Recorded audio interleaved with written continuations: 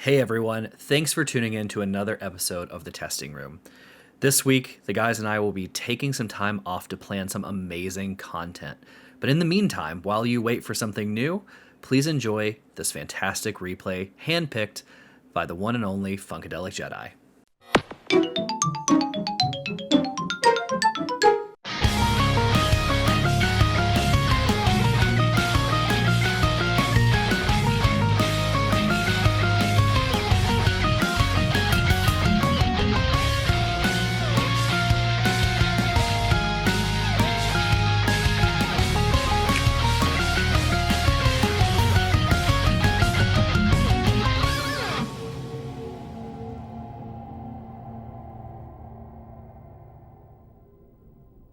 Welcome, everybody, to the testing room where three of the gaming industry's best video game consultants who have never actually consulted on a video game bring you new topics each and every week. And this week we're actually not bringing our own. We have a fan suggestion from one of our listeners, Jake, who recommended that we take a look at IGN's top 100 games of all time, which we'll get into a bit later. But before we do, let's kick it off like always. I'm Alex, a.k.a. the Godfather. I am Christian, a.k.a. Pseudo45. I am Preston, Funkadelic Jedi, and also say that Jake is not just a listener, he's also a guest host on this podcast. And a friend, and one of the owners of the best friend. comic book shops in St. Louis. Which I partake in, yes. Speaking of guest hosts, we have another one on there with Christian. Christian, who's hanging out with you today? Yeah, you guys might end up hearing his fucking claws on this desk, but The weeds. is young Mr. Guido here, one of my cats. Well, we will. The most needy and the most nosy. So, for our listeners, you've heard of Teddy, Preston's little pup, and I have a couple little pups running around. In a zoo. Christian has a couple of cats. He has Guido, young Mr. Guido is you. How young is he? He's not that young, right? No, he's an older boy. He's 12. Oh, that's damn. not young at all, actually. I thought, think yeah. you don't. I think that term means something different than what you think that term means. The problem is that you don't understand that both my cats will actually live forever. So Yes, he's young in the terms that he's going to live to be 400 billion years So old. your other kitty Very is Mage Slayer, and Mage will live forever. It's purely on hate. Man, Yeah, so she is, not to get, this is the cat podcast now. right? She is a tortie, which means that she's already predisposed to hatred, from what I understand. I'll agree with that. She, however, the thing that infuriates most people is that she only likes me. So her and I have a fabulous relationship. Sure. She does hate every other single being on this planet, and not afraid to show it or tell you about it. Yeah. There's one time. So animals in general love me, and Allie always complains about it. And you can walk into a room and animals just will come over to you and want to get petted by you and spend time with you, whatever.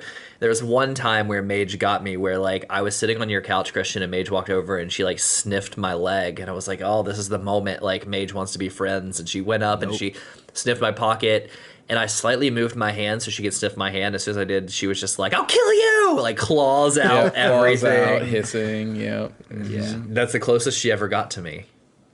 Yeah, so I rescued her. Not that this matters, but I rescued her. It was maybe a month after I moved out into my own place, and there was an eviction that happened across the hall. To my knowledge, it was some dude that dealt crack, Sure. and so Sounds fun. I mean, hey, look, man. 2011 Christian was wilding out here. I lived in a place I had no business living in, but I was like, I'm going crazy. Sure. Anyway, so the landlord comes through and he's like, hey, the thing that's happening here is we were clearing out the apartment and we found a dresser drawer that was overturned, and when I lifted it up, it had 8 kittens in it. Damn. Okay. So the dude just was like, I guess, screw you, whatever. I'm leaving these cats here, and just decided I don't know what to do with them, but I guess I'll Leave 'em. lock them in a drawer so that they can die in the dark or whatever. So, and so Speaking of this dark, this podcast just got real dark to kick things well, off. It gets better. So Listen, it gets better. So then he was just like, he knocked on all the doors in the building, and he basically said, look, I don't care what happens, but in the morning, I'm going to call the Humane Society. If they get here and there's no cats, great. If there is, they'll obviously go to the shelter and, whatever. Sure. And so me and everybody else in the building were like, cool, okay, we all get one cat. Like, it was like so unanimous. Like, it was just like, we're all going to go in there, pick one of these cats. That we're not going to do that. So then everybody in the building basically got a cat, and the one that I picked ended up being Mage. So did you get left with Mage? Like, was she the last one, or did you pick Mage? No, funny enough, I was the first one to pick because I lived right across the hall from the dude. So I walked over, went, and she looks like she's like the spitting image of my childhood cat Emma, who was also a tortie, but she was one of the torties who I guess didn't have the attitude problem. She just loved everybody. So for the longest time, I had no idea that Mage had a problem until there's people can't see. Guido's just all up in the camera. Guido's dumb face is right in the camera for this thing. It's fine. So anyway, yeah, she I didn't know that she had a problem for the longest time until it was like one of the times that I had Alexa was coming to visit. This was like right when we were first starting to date. It was like very early. But Mage just would like, at the time, because she was such a small kid and she couldn't like hiss or anything. But if somebody picked her up or like she would just yell, like scream. And I just didn't know what was going on. And it turns out that she was just like, I'm too small, but I'll kill you. I hate you. Don't touch me.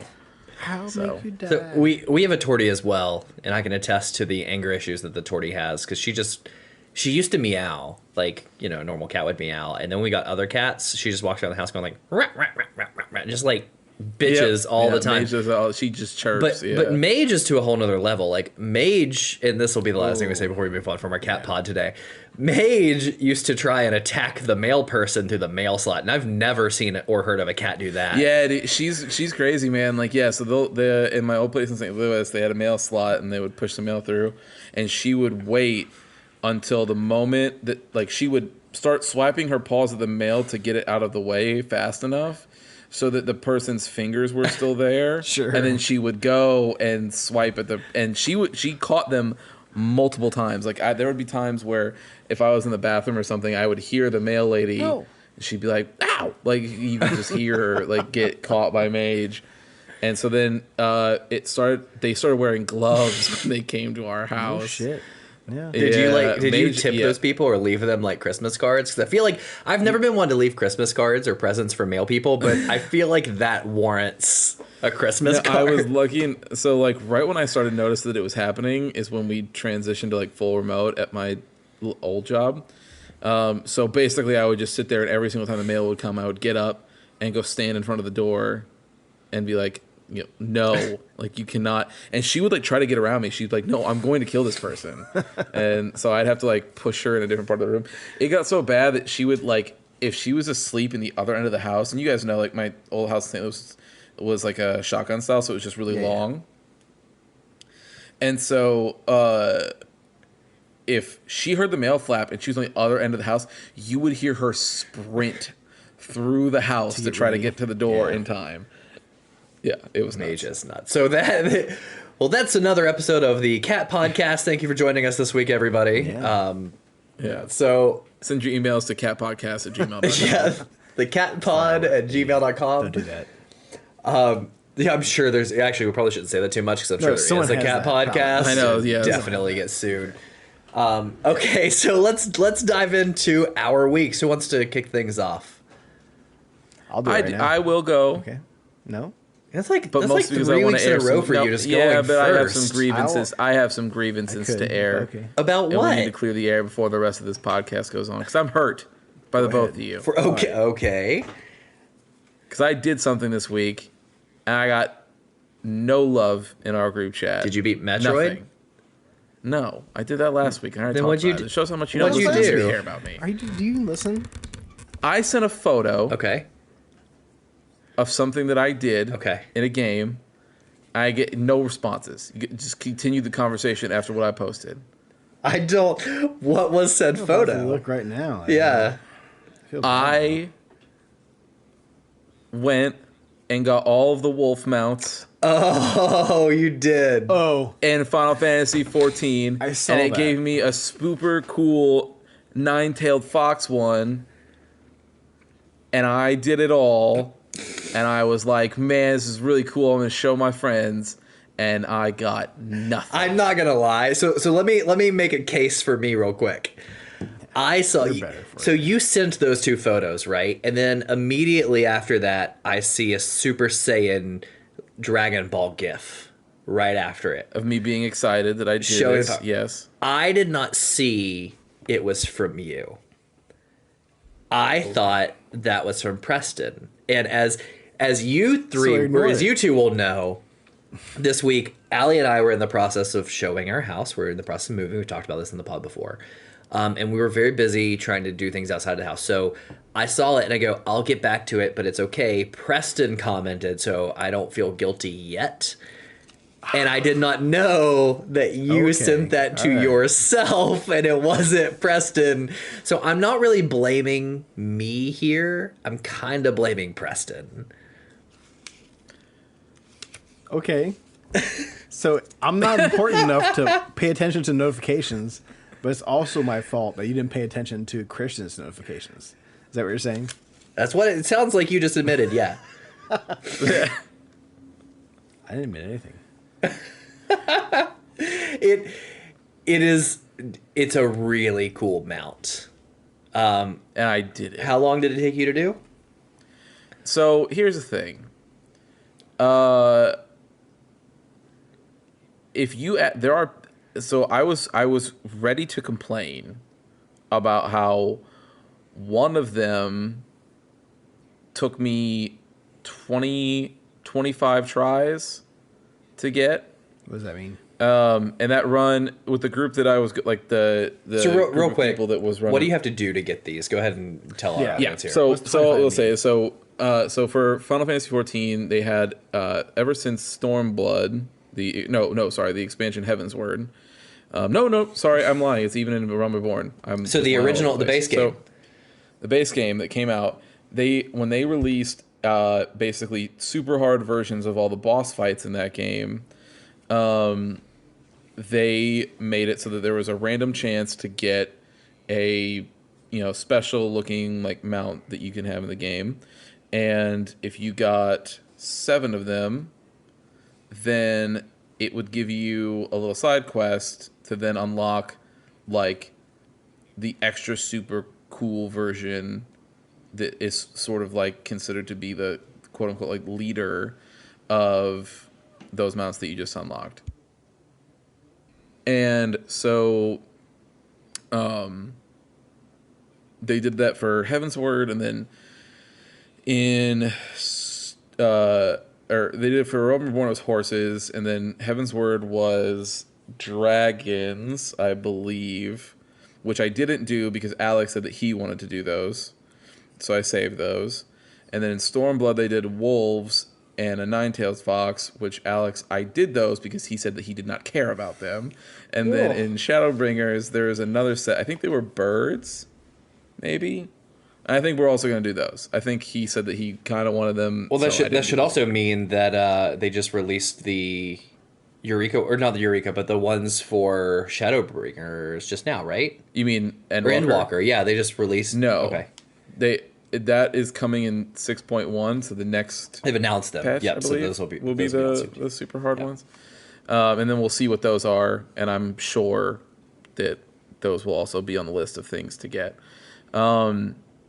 Anyways, so long story short, you have to, because you can go, the thing that I found out recently that I was telling Alex, which is why this all of a sudden became possible, was you can use your current level character on that old content, which makes it go way faster, right? So for example, the runs that I was doing in the Stormblood ones that I was grinding out were never longer than 5 minutes, right? So it's not so like you're sitting, for reference, these fights can usually take anywhere up to like 20 or 30 minutes on the super hard version. Was there anything, because those fights also require specific mechanics in a full group, but because you're such a high level, did you require any mechanics, or you just chunk of it?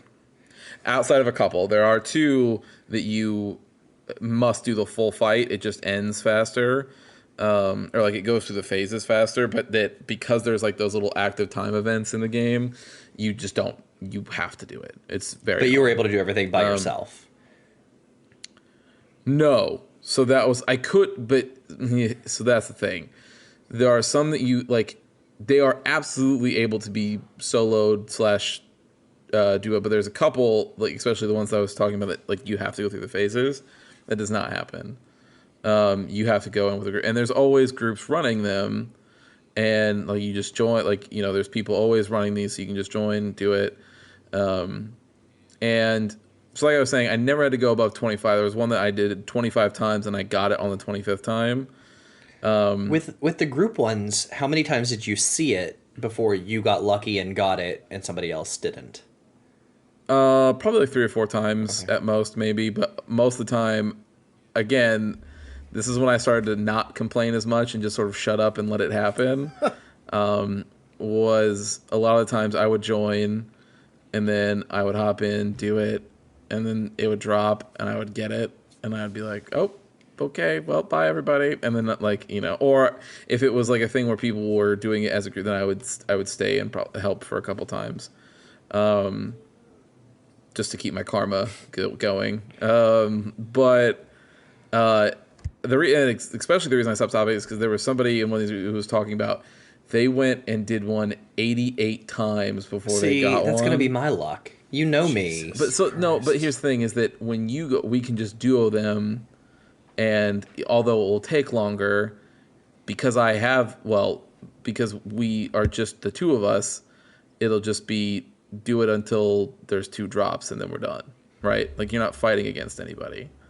So it'll just be in our favor. It'll just take a little bit longer because it's just the 2 of us doing it. But you also care about ones that are level 60, which is even easier for us to do. So you'll be fine. It'll be okay.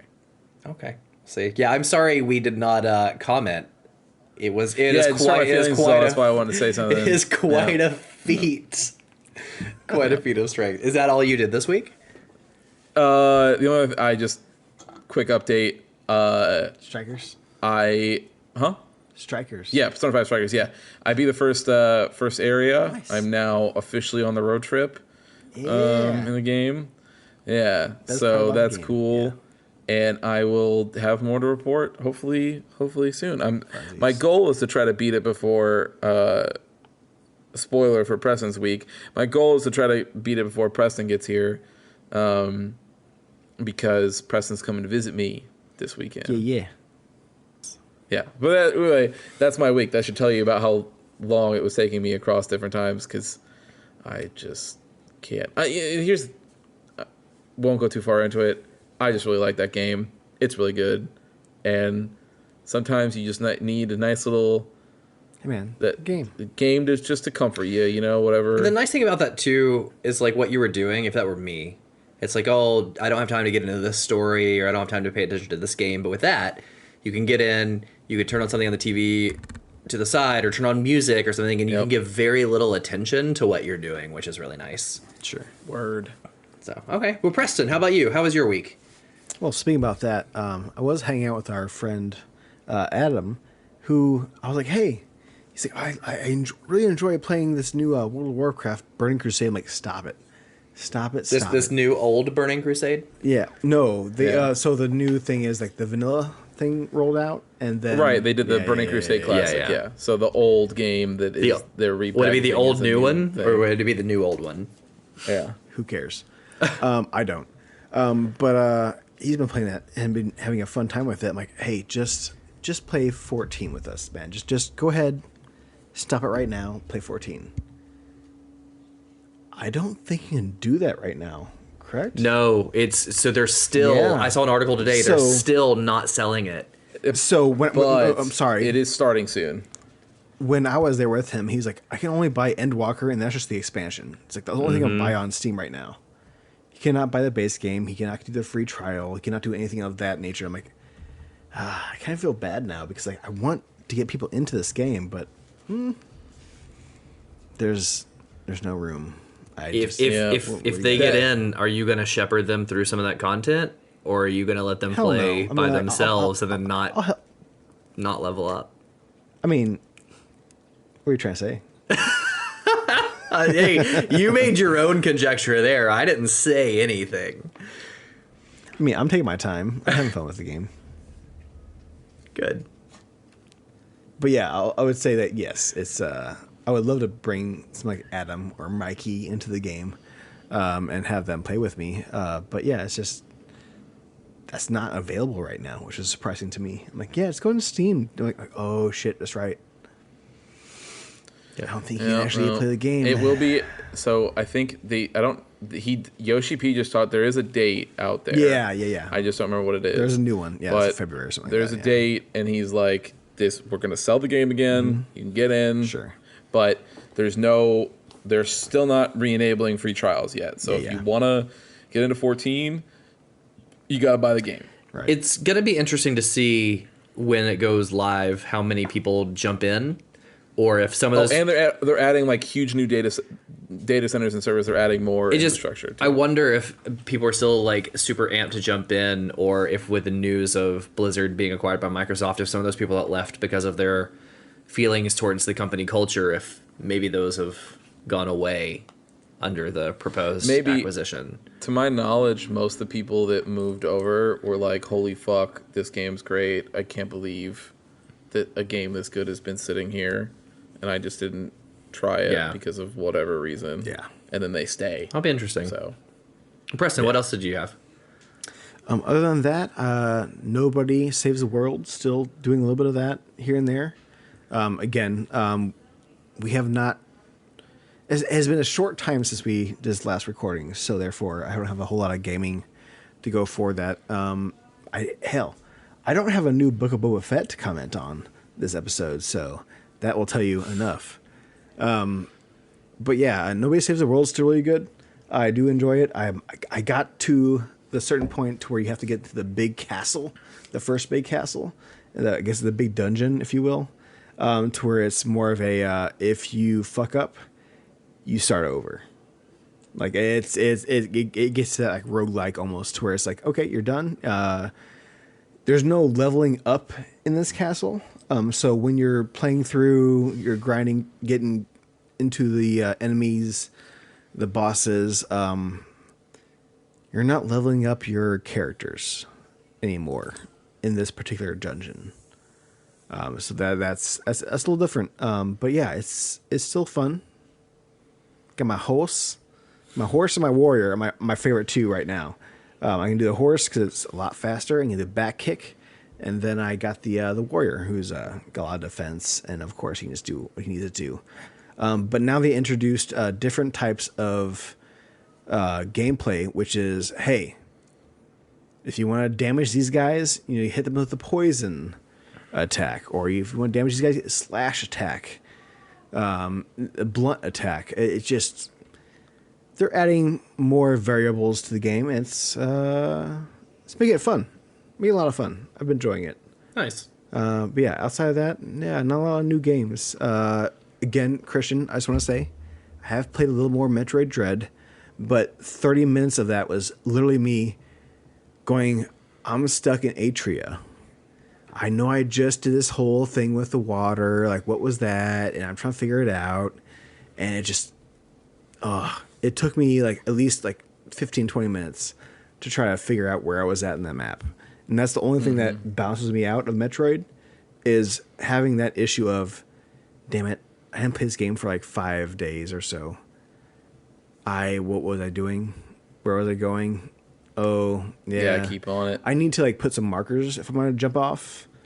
But yeah, that's what I need to do because there are markers. You can do color coded markers, just like Breath of the Wild or whatever. But yeah, that's what I need to do. I did not do that last time, and it took me about 15-20 minutes to actually figure out what the fuck I was going and where I was. It was so obvious, which is a sad thing. Like as soon as you look at the strategy guide online on YouTube, like, oh, all right, okay, that's where I need to go. Okay, fine.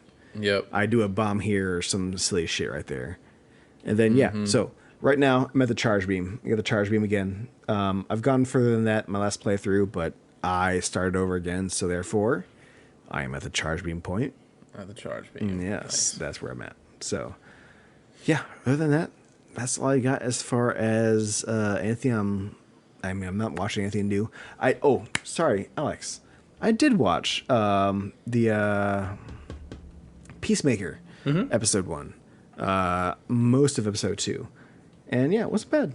It's not. It grows on you. Fun. It's fine. It's fun. There, You put the point on the head, which was the supporting cast is much better. yeah. And John Cena is fine.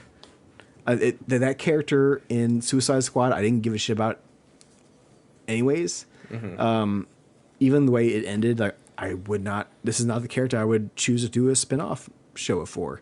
But it's John Cena, so therefore, if you want to have fun with it, and Peacemaker is becoming a big thing for DC, even comic book wise. Yeah. Yeah, I think the supporting cast is so much better than the main character. How do you? And that's what makes it shine. How do you feel about the choreographed intro?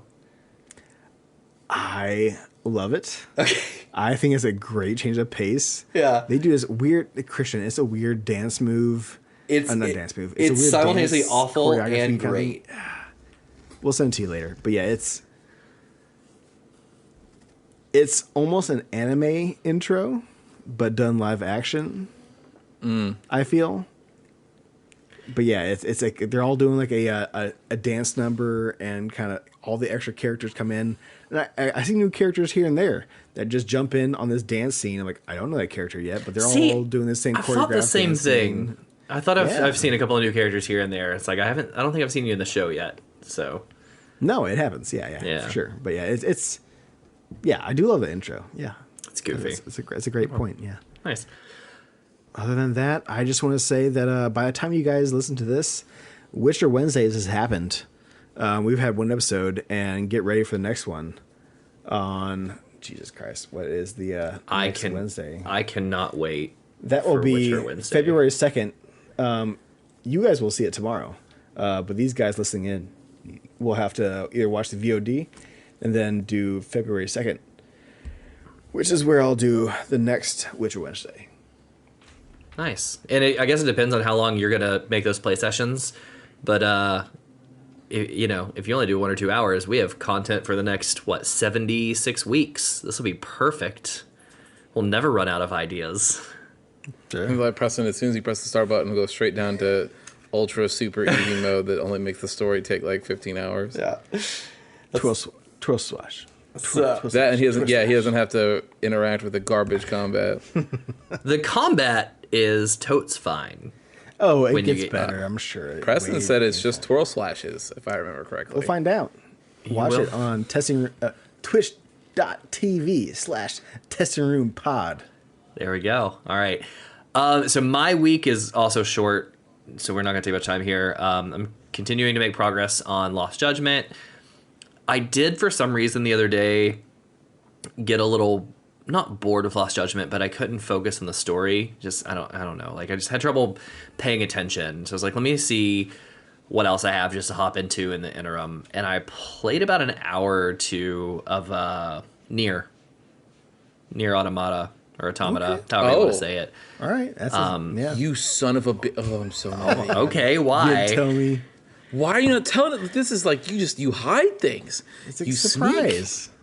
Yeah, I was just going to talk about it on the podcast. Hey, near Sneak. time. All right. I don't have too much to say. I will say I I'm going to freely talk about this game as I experience it because it's been out for so long and it was like game of the year for a lot of people. I feel like I'm not spoiling this for anybody. And I'll tell you if it's spoilers, but I mean, most people are going to know the things I might say about it. I was late to the game on this one. And then even when I heard about it, Christian, you told me to play. I've just pushed it off. I will. Then you did the Nier raids in 14. I told you play. Yeah. So the one thing that kind of surprised me is in the early game, and I'm still in the early game, how much it's split between like action RPG and like dual stick shooter. There are many scenes where you're just like in a ship just shooting, and I did not expect that at all. Here's what you have to remember. Story is written by Yoko Taro at Square, who is a madman. Gameplay is completely platinum. Okay. So everything you're doing, it's gonna be more akin to Bayonetta sort of thing than anything else. I was gonna say, remind me, like Yoko Taro. Who is that, and what does he do? Yoko Taro, he's just done Nier. So he's on the Drakengard games and Nier. He's the dude that in public he only wears one of those robot helmets, like the creepy Nier helmet. Well, in his public appearances, he does like the moon from Nier and all this other stuff. Sure. I think maybe it's from Drakengard. I really don't know, but he wears a giant moon over his head. It's from Nier, and because he doesn't want to show his face. I assume he's very weird though, Christian. You know that he like rolls around the floor at work and at public. Does all kinds of weird stuff. Look, man. Here's the thing. I'm not gonna hate on this man because he writes very good stories, or at least so far he's put out 2 bangers that I really, really like. So as long as he keeps that up, it's cool with me. Yeah. So I didn't realize the gameplay was by Platinum. I think that's which now will make more sense. Yeah, I think that's what surprised me at first, because it was like you first start off, you're flying in a ship, and it's one of those, I don't know what you would consider those, but like those old school shooters where you bounce back and forth along the bottom of the screen shooting forward, right? You have Shmups. Yes. Right, so for those of you that don't know, like you have enemies coming from the top of the screen down to you, and you're just scrolling across the bottom, shooting them out of the air. Then all of a sudden your ship transforms, and now I'm floating in the middle, and it's a dual stick shooter. And then I land, and it's an action RPG. I'm running around the character, and they bounce back and forth between that a lot in the early game. I would assume it just kind of keeps that format. Like every level seems to have like a shooter part, then the RPG. Have you gotten any endings yet? Oh no! I'm early, unless one comes like. So what I mean by that, so the thing that I told you, just so everybody knows, the game ends, quote unquote, at ending E, so A through E. You have to do all of those endings, and that is what is considered to be the full game. F through Z is going to be just like random things and stuff that you can choose, and something will happen, and then it could get credits to roll, and it'll go like, hey, congratulations, you got like a secret fun kind of thing. Like for instance, I think there is something that you can do in the very beginning of the game, or I guess say something that you don't do, and it basically just is like, and you never moved, so the enemy wins. Congratulations, ending whatever unlocked. So I would want the credits go like really fast, and then you move. So on. I wonder. So there is a part in the spoilers for the next 15 seconds for anybody that doesn't want to hear this, but there's a part in the very beginning where you and 9S touch your black boxes together and blow the enemy up, and it did kind of give you a choice if you want to ignite it or not. So I would assume if you don't do that. Maybe is that where you get those credits? Maybe. Okay, so I know I did it and my character died, and then but it didn't give me credits. It just, I think that was to show. That was to show me that was an actual part of it. That was to show me that like, hey, throughout the game you may make choices that have you're an android, has you reboot on the ship if you lose your physical body. Typical sci-fi stuff in that regard. Lord of Mankind and all that. Yeah, but it's very, very early for my gameplay. It's going to get interesting. So here's what happened. I had to stop because I'm early enough to where it's no big deal. I can pick it back up where I left off. But I started to get into some things where I was like, if I make it... I promise you will not be able to follow that story if you are not paying attention. Exactly. I was like, I have to go through Lost Judgment and beat the story, because if I don't, like, I'm not going to know what's going on. I started to come across robots where I was just running through the desert, and these robots, as I'm killing them, are acting like humans and saying things to me like, please don't hurt me, so on. And 9S is like, don't listen to them. And I was like, okay, this is clearly getting weird.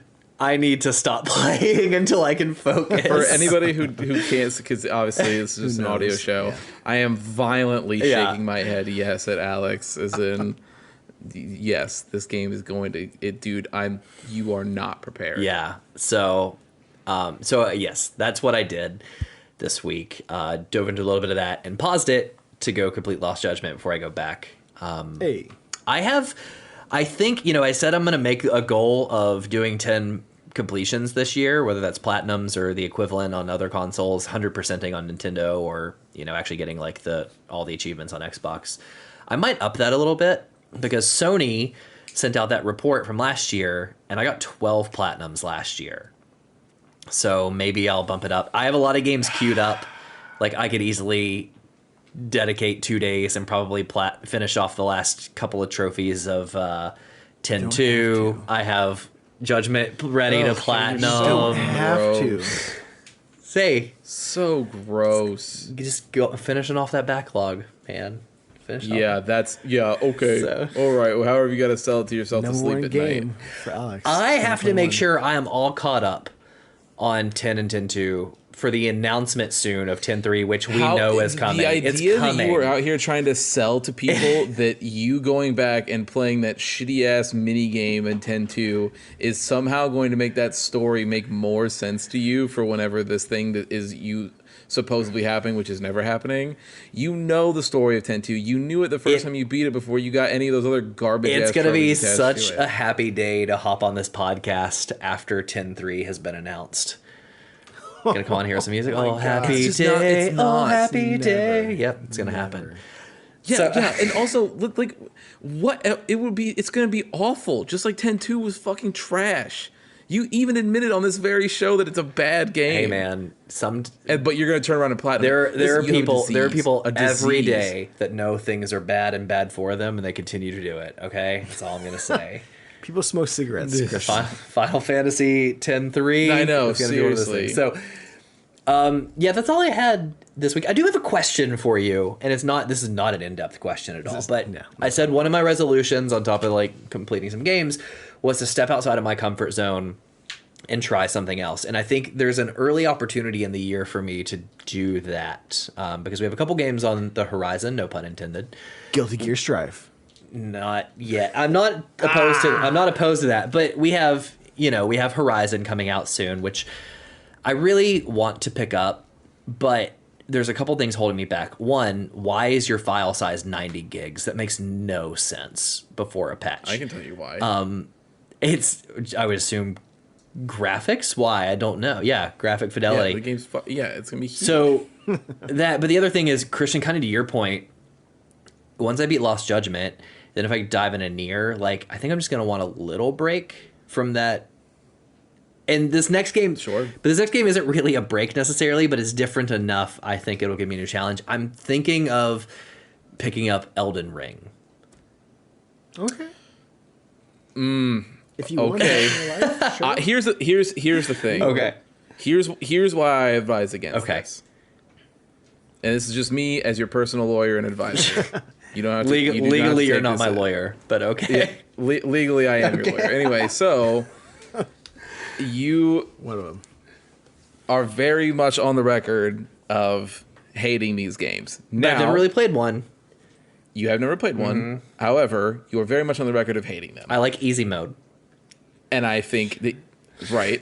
And I think that there is absolutely an opportunity for you to like one of these games. However, Not this one. I think that spending $60 to find out that you really fucking hate Elden Ring, Maybe 70. is not going to be the way to go. What I think you should do is go it because Elden Ring's not going to go anywhere. Sure. It's just Sure. not. That game is it's going to be huge and people are going to be playing it forever. You do not have to worry about that. What I think you should do is you already have a game that will be very akin to Elden Ring already available to you for free that you can just download and try. Okay. In Bloodborne. Sure. So you're saying try And Bloodborne. You should just play Bloodborne because I know that you were like the whole George R.R. Martin thing, but it's been very clear, especially through interviews, he was like the most not involved. But it's not just that, and this could be my stupid thought process here, but my thought is being Bloodborne is 2 games removed, right? You have Elden Ring and you have Sekiro and then Bloodborne. So sure, but my thought process is being the Sekiro's not like that. Like it is in its own area. But it's a FromSoft game. So I guess what I was going to say is I feel like being the latest version of this Souls path, like maybe this would be the most not accessible per se, but like it would have a lot of the quality of life things or whatever that would make newcomers because they know how big it's going to be. Nope. Okay. So it is very clear that it is just open world Dark Souls 3. Okay. But in that regard, Bloodborne came after and is actually like it. You going to play Bloodborne will be a better experience because you will be in a setting in which I know you like a lot. Okay. Not too scary. And so, not too scary, but you love like old Gothic Victorian stuff. That game is literally that from front to back. Like it is just that is what that game is. All the armor sets are like that. All the locales, all the enemies are inspired by that. And so you'll have that sort of hook to like bring you through the game. And if 10 hours in, 5 hours, whatever, you go, you know what? I've given this an honest shot. I fucking hate this. I do not like this loop. You will know for sure that you will not like Elden Ring because it is going to be that, but just open world. And the absolute only difference will be that in Elden Ring you will be able to use a shield and sort of sword and board your way around. Whereas Bloodborne, you move fast and you're actually the mechanic in Bloodborne is that if you take damage, you are rewarded by going in and continuing to attack because as you attack, you will gain life back. Okay. And it's not too dark because Elden Ring looks sunny. No. There's a lot of sunshine. And also that's the other thing is that it is so much still a Souls game. Like heads grow out of random things and there will be dungeons. It's not not going to go the way you think it is. I'm telling you.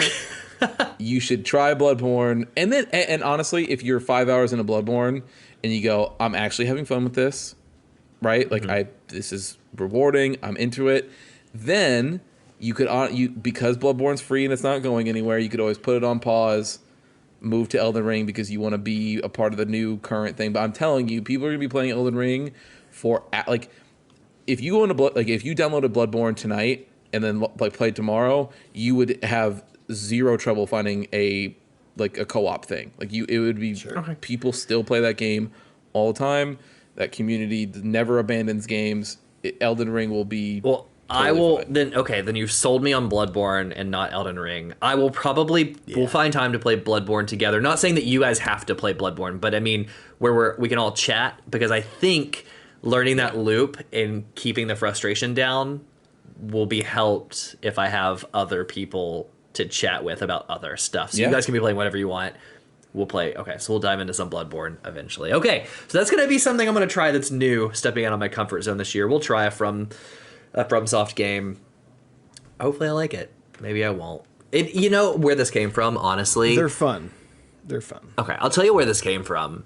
It came from... this is so insane, too. It came from watching that dude on Awesome Games Done Quickly run Sekiro blindfolded. Yep.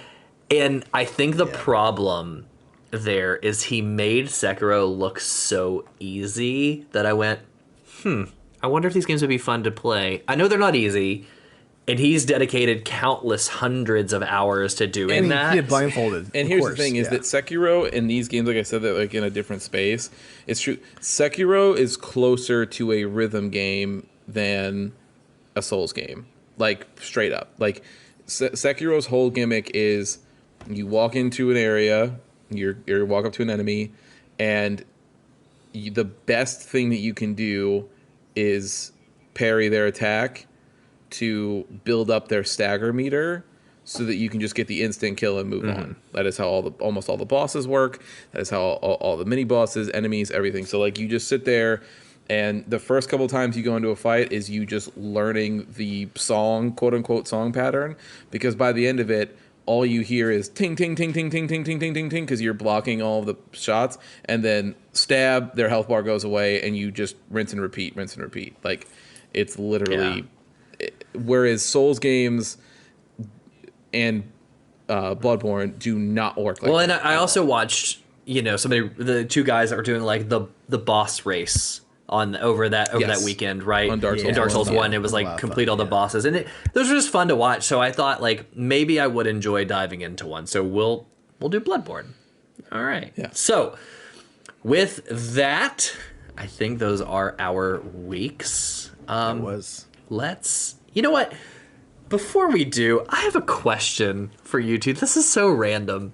Okay. Completely off topic. It's something, though, I've meant to ask you guys for months now, and I keep forgetting every time we record this podcast. It has to do with the podcast. Whenever something pops up on Instagram with our podcast, right? We make a post, hey, new episode's out, what have you. Do you guys ever tap to see the tags? No. Okay. No. You put too many. No. Not the hashtags. I mean, like, tagging your name in the photo. Yeah. Oh, sometimes, but I always figure you used to do it random. Are you doing it on? Okay, so for anybody else, anybody listening out there, since episode 1, I have told a story with these tags, and will always tag each of us over something that would pertain to us. Even if it's something simple, but like sometimes maybe it's a character or maybe it's a game or whatever, but like in every single post, other than maybe like just the testing, actually no, even the testing room in general, if you go and look at our original post with our artwork, I have always specifically put your name in specific areas. And I didn't know if anybody ever noticed. I just, I've always done it. So I just seen like you were tagged in. Yeah. I like it. Yeah, sure. Yeah, if you ever tap, it is not random. Everybody is always tagged over something very specific. Okay, so I'm like going through these now. I don't do like just for like instance. There's one that it was a hey, we're the testing room is closed this week. We're preparing our top Christmas 10, one, blah blah blah. And it's a screenshot. One of the screenshots on it is a screenshot of Alex and I in the middle of playing Endwalker. I remember that. So my tag is my character. Of course. Alex's tag is Alex's character. And then he put Preston on Earth in the background on some kind of being like his character is down here. It's very good. Yeah, I do like that a lot. I was doing it again today, and I was like, I've meant to ask these guys, and I never have. Did you and notice? I've done it always. So yeah. Anyway, sometimes there was one episode where Christian and I had a very healthy debate about something, and I forget what it was, but I put the artwork on there, and then I tagged us over. Probably Mario. Maybe Yeah. I don't recall, but movie. Yeah. anyway. Chris Pratt. Yeah. All right, so we have somewhat of a listener topic this week. Christian, you can quit going through those photos. No, we don't have somewhat. It is a listener topic. Yep. So Jake reached out to us and said, hey, a couple weeks ago, he said, hey, I know that IGN just released their top 100 games of all time. And I would love to know your thoughts on that top 100 games and maybe some of your own top games of all time. So we decided that we would come up with our own maybe top 10, because 300 games would be a lot. But we would do our top 10. And we'll do that after we kind of talk through this list, because I have to say, Christian, I know is going to lead some of this conversation here, but I have to say that I want to go ahead and officially on this podcast call out the entire IGN staff, for this This is list. one of the most egregious lists of anything I've ever seen. I have come to a conclusion that the only way the games fall in this order is that they went to their whole staff, maybe 50 people, and they said, hey, pick 2 games that you would consider the greatest games of all time. So everybody got a chance to pick 2, and then they threw them all up, or maybe 3, just have extra. They threw them all up on a board. And then, instead of coming up with a real... They decided who they liked more, and then their game got I'd up say there. then even like beyond that, instead of having them go in a normal order of like what truly deserves to be number 1 and what truly deserves to be number 100, they just said, you pick a game, and they picked one. They went, you pick a game, and they just did that twice around through all 50 people, and whatever your number came up is the number that game lands at. Because this list, like you said, is egregious. There are many games in the wrong spot, and there are many games that don't even deserve to be on here. So, IGN, I don't know what you're doing other than clicks, or maybe you thought like people are going to read this and who gives a shit, we're IGN, but your list is trash. Yeah, For those who don't know, IGN is a very famous video gaming website you go to for a bunch of fun videos and such. I have not been there in the past decade, but in the previous decade, I have been a big fan of. Yeah. But yeah. With that being said, like your list is trash, but if you want us to write a little article or do some consulting, or if you would like to feature our podcast on your website, we will totally be down for that. So like, please just reach out to us. We would love to collaborate, but your list sucks. So Christian, and hire us to consult it and fix yeah, it. Christian, we'll pass it over which is to what we're doing you for now for free. Yeah. Yeah, so number 100 is, we're just going to start right out the gate. Number 100 is Borderlands 2. Whatever. Obviously, look, man, I don't think this game even cracks the top 100 at all. I'm not a big Borderlands fan. You don't like poop and fart jokes with your guns? Yeah, so I do. I enjoy Borderlands 2. Thank you. I'm sorry. But Borderlands 2 is not a bad game. I won't hear this. That's fine. I won't beseech it. 100, whatever. Like we're getting this the bottom of the barrel. We just got to go through it, right? Like Preston, you cannot agree with all of these games, Preston. You can't say that number 100 is the bottom of the barrel. I would put Borderlands 2 probably higher up there, to be fair. We're going to have to... What's it going to take for Preston to be negative? We need to find the game that pisses him off. I enjoy Borderlands, man. What do you want me to say? I enjoy that. Tiny Tina is fucking hilarious. I'm the only person who thinks that. I'm sorry. You are. Yep. I like Borderlands. I'll have to be honest, Preston. If we were doing this list, the three of us, then you no longer get a vote for number 100. Fair. He doesn't want it at number 100. He probably wants it at number, I don't know, to be fair, Alex, 13. you can't say whatever you want because I'll just edit it out and it'll be fine. That's a good point. That's a good point. You can do whatever you want, buddy. I love that he too just. funny. I hope he just like it's just like slow swing jazz music comes in over this whole time we've been talking about Borderlands 2, and it's just like, hey, this is Preston checking in. Just let you know that Borderlands 2 is a pretty alright game, and then it just kicks back on here right now. Borderlands 1, 2, they're good games, man. What do you want? So number 99 is Divinity Original Sin 2. Now here's the thing about Divinity Original Sin 2. Let's school everybody on some Divinity Original Sin 2. Number 1, this game absolutely deserves to be on this list. Sure. But number 2, it being at 99 is the reason that I'm upset and it being egregious here. This game is one of the most, one of the best CRPGs that has ever graced this earth, which for those who don't know, CRPG is typically a game that is in the isometric camera, so it's like top down but a little bit angled. And they are specifically known for trying to emulate the D&D experience, so Dungeons and Dragons, as closely as humanly possible to it being as close to pen and paper. And this game is so good that it got Larian the ability to make Baldur's Gate 3 from the license holder, which was, if you were to ask anybody else up until Divinity came out, was just never going to happen.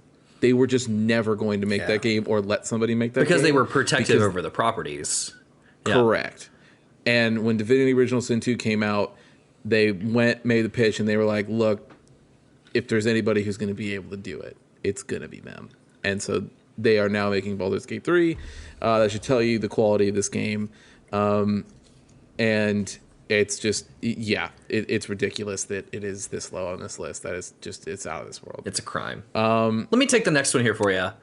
Go ahead. The next one at 98, there's a lot of, I think there's a lot of things to be said here. And we promise that not everything will, we're not going to go through everything this long. We don't have something to say about all of them. But the first few we do. The next one up at 98 is Final Fantasy VII. Right? And I have a bunch of problems with this. Final Fantasy VII is fine, but it's worse than 6, it's worse than 4, it's worse than 9, it's worse than 10. And you can come at me on all of those if you want to. I don't care. The people that say that 7 is the best are truly going off of nostalgia and what other people say because they think it has to be said. But if you look... I think that... Go ahead. Go ahead. No, go ahead. I was going to say, I think that it's the most important in a historical concept. Like it is one of the most important games of all time, but it is not the best by any sort. But that's not what this list is, right? Like this list is not most impactful. If you want to talk about games of all how time. it was impactful to kind of bring that RPG to the Western audience here and stuff, like that's one thing. But that's not what they talk about. Like in this list, they talk about like memorable worlds. And they talk about the emergence of the game or the immersiveness. They talk about like a great bad guy. I would argue that 2 games left off of this list, Final Fantasy 9 and 10, have equally as good worlds, better bad guys, and they do more to revitalize the whole franchise because 9 kind of went back after 8, which was like, the 3D style. 9 took it back, Final Fantasy, to its classic look and art style and its roots and had really incredible depth. 10 was truly like what Final Fantasy was going to become with the 3D graphics, right? It was the beginning of the end, yeah. But it was also, it was truly like, it was more impactful for the new vision of Final Fantasy than 8 was, right? And to show that, like, after 8, they went back to 9 and took a step back before they went full 3D capabilities. 10 was also a standout, and not 10-2, just 10. It was also truly a standout on the PlayStation 2. So both 9 and 10 would be better games than 7. And look, like, come at me over that, but, like, I truly don't believe anybody that tells me 7 is the best Final Fantasy that you actually believe that. Sorry. So that's 98 for me. 97. Yeah, it's gonna be a long night. No, we'll go through some of these. A lot of these will go fast. A lot of these are This is fast. For instance, no, this one will be quick. No, this one will be quick. 97 is Assassin's Creed 4 Black Flag, and I'm just going to say I don't think there's any Assassin's Creed that deserves to be on this list at all. I'll period. agree with that. But if there's Here's one, the thing. this one's not bad. The best of the first pre-Origin, which was like, Origins and the Egyptian one, and then you had the Roman one, now you have Valhalla. Yeah. Any of those, 4 by far was the best out of all of them. Hands down. And here's the thing that people have to understand. This is not an indictment of some of these games. Like, I think Assassin's Creed 4 Black Flag is a fine game. Mm-hmm. It's fun. But we're talking the top 100 of all time. That's like 300 bazillion. It's an unfathomable number of video games that have came out of all time. It's a dumb number to do a 100. I hate the 100. Yeah. You cannot, like, if we're 100 best games, I hate this. I wouldn't even... Yeah. No, Assassin's Creed 4 Black Flag is not making that list. None of the Assassin's Creed games are, because the story is complete nonsense, and they dropped it. They've lost that thread so long ago that they just don't even try anymore. According to Alex, all of the new Assassin's Creed games are like, yep, they mention Abstergo here and there, but other than that, they just say, get fucked, idiot, you're some random person. Like, but you're some random person in a cool era is what it is. Yeah. Yeah, like they just... Side note, that's it. Apparently Desmond's original story, I was reading a story this week, Desmond's original story was supposed to end with Assassin's Creed taking you to space. So it could have been way worse, just so everybody knows. Yeah, well, or better. I mean, who knows? Yeah, or better, true. Who knows? As resident Assassin's Creed fan here, and you guys know, Assassin's Creed fan, and I loved 4, I agree. Yeah. 1 could be argued to be in the top 100 impactful games of all time. Probably low on the list, but they could be there, but none of them deserve to be on the top games of all time.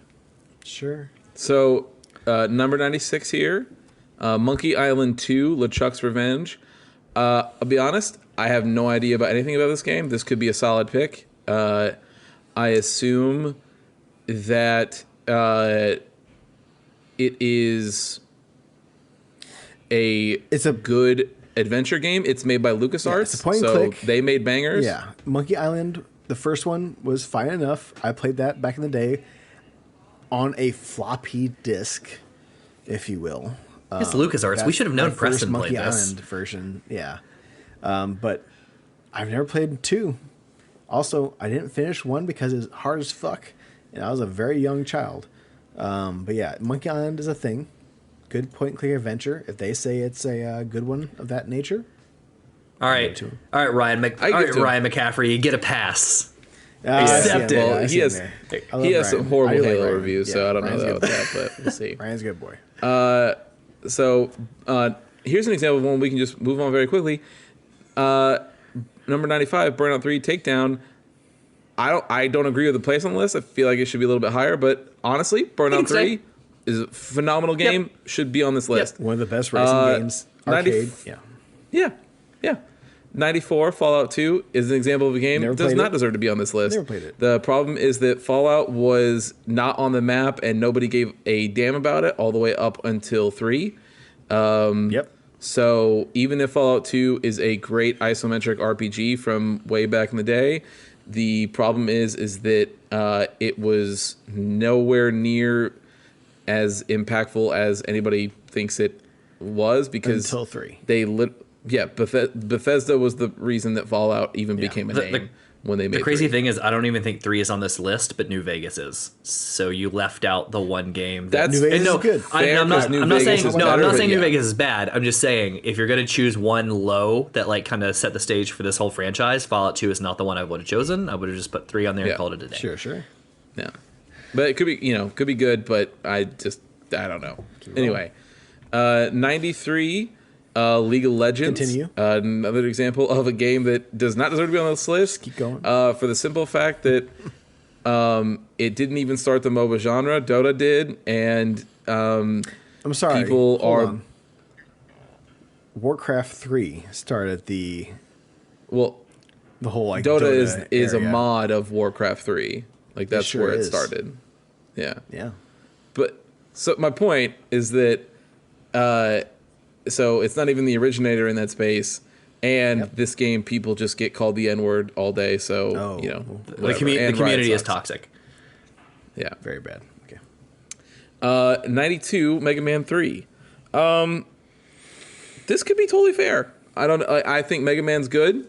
I personally would say I don't know if it's on later in this list, but I think that if I was gonna have a Mega Man game on this list, it would be X. Yep. Yeah. Thank you. Yeah. Thank you. I hope it is. They were all 3 in agreement here, so Sure. we just move on from there. But I think that if it might be, Sure. but hey, look, man, Mega Man's good. We're at You're not gonna 90. have any hate from me about Mega 100. Man. Yeah. Let's keep going. 91 Animal Crossing: New Horizons. Sure. COVID happened. It was a great time. I pulled some weeds out and did some things in that Honestly, area. the problem is that I would say that if I was going to put an Animal Crossing game on here, I'd probably do the GameCube one. Yeah. I would no. This one can. The reason I say that New Horizons is not good enough is that it had to deal with the online infrastructure of the Switch, and it's god awful, and it will haunt that game till the end of time because it is actually somehow they make it harder to play online with friends than on a fucking game. Look, man, so Nintendo's gonna Nintendo. But what I'll say here is that New Horizons did get millions of people into a game that may not have beforehand. It helped people get through COVID, but on top of that, some of the things people have done in recreating scenes from like Encanto and movies, and they're like good for them in that community. So I'm fine with that. Sure. Yeah. 90 Thief 2: The Metal Age. I have no idea. Could be great. I played a Thief It's game. known to be good. Yeah, I liked it. It was fine. I can leave say. it. Okay.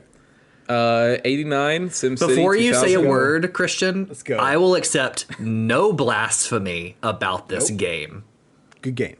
Good game. Sure. I wasn't with going to say you. anything. Yeah. I was just going to say that I've never played it, but I think that SimCity is a series with a a storied past.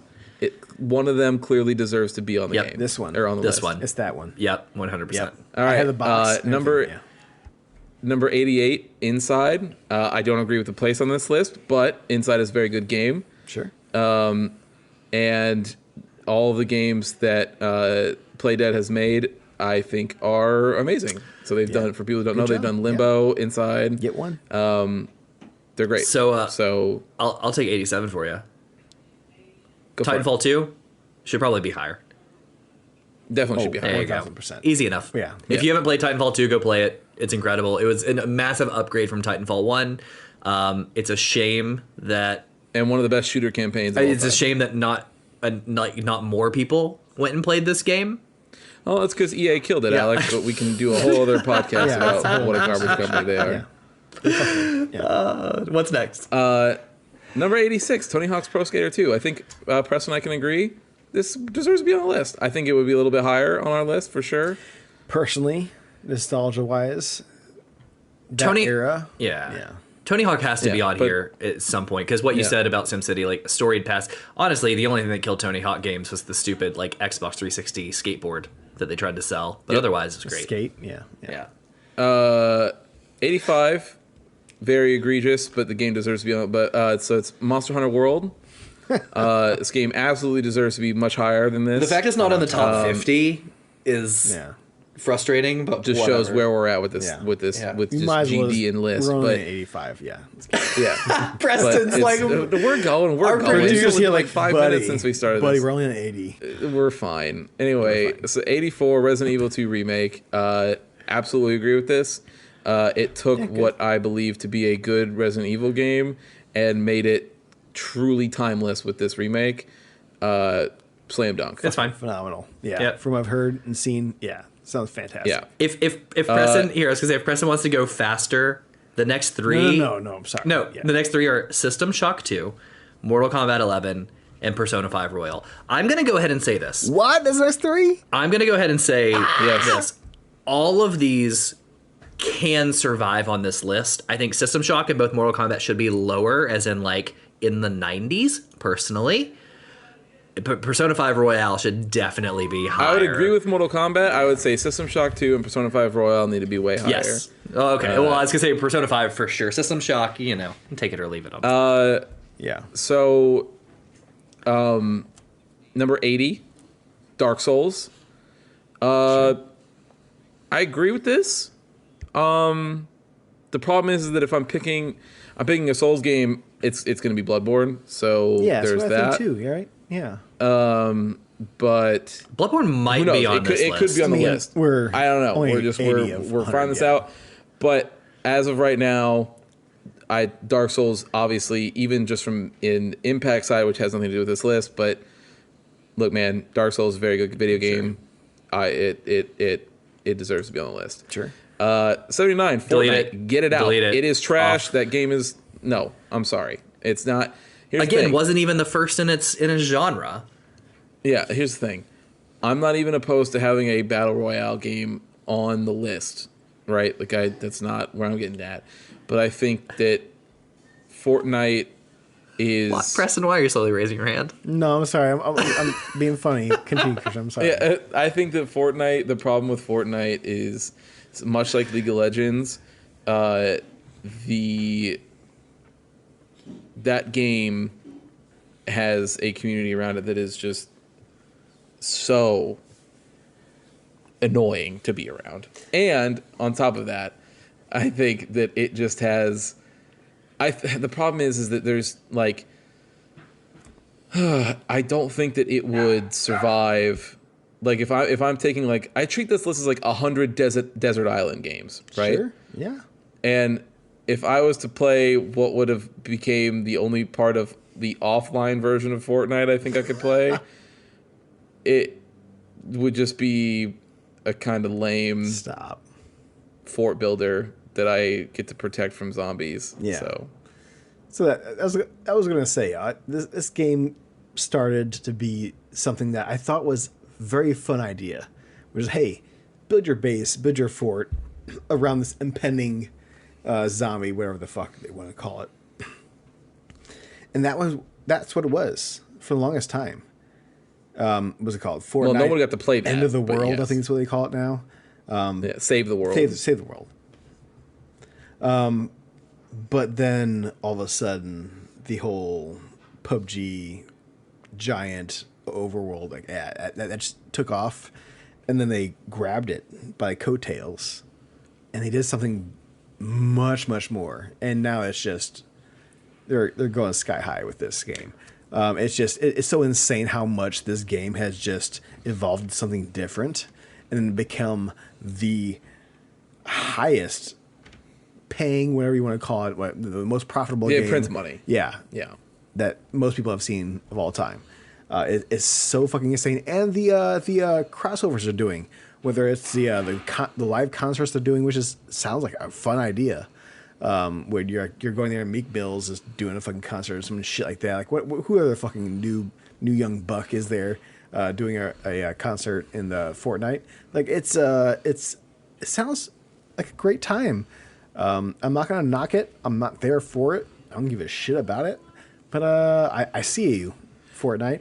I think Preston has secret feelings about this game that one day we need to address. I think he probably plays. Yeah, we always think he's watching TV shows and he can't play with us, but he's really just appearing offline playing Fortnite. Yeah, he's just got a burner PSN. Yeah. Trust me. Okay. I wish I had those Mandalorian or Boba Fett skins, but All right. I didn't wear.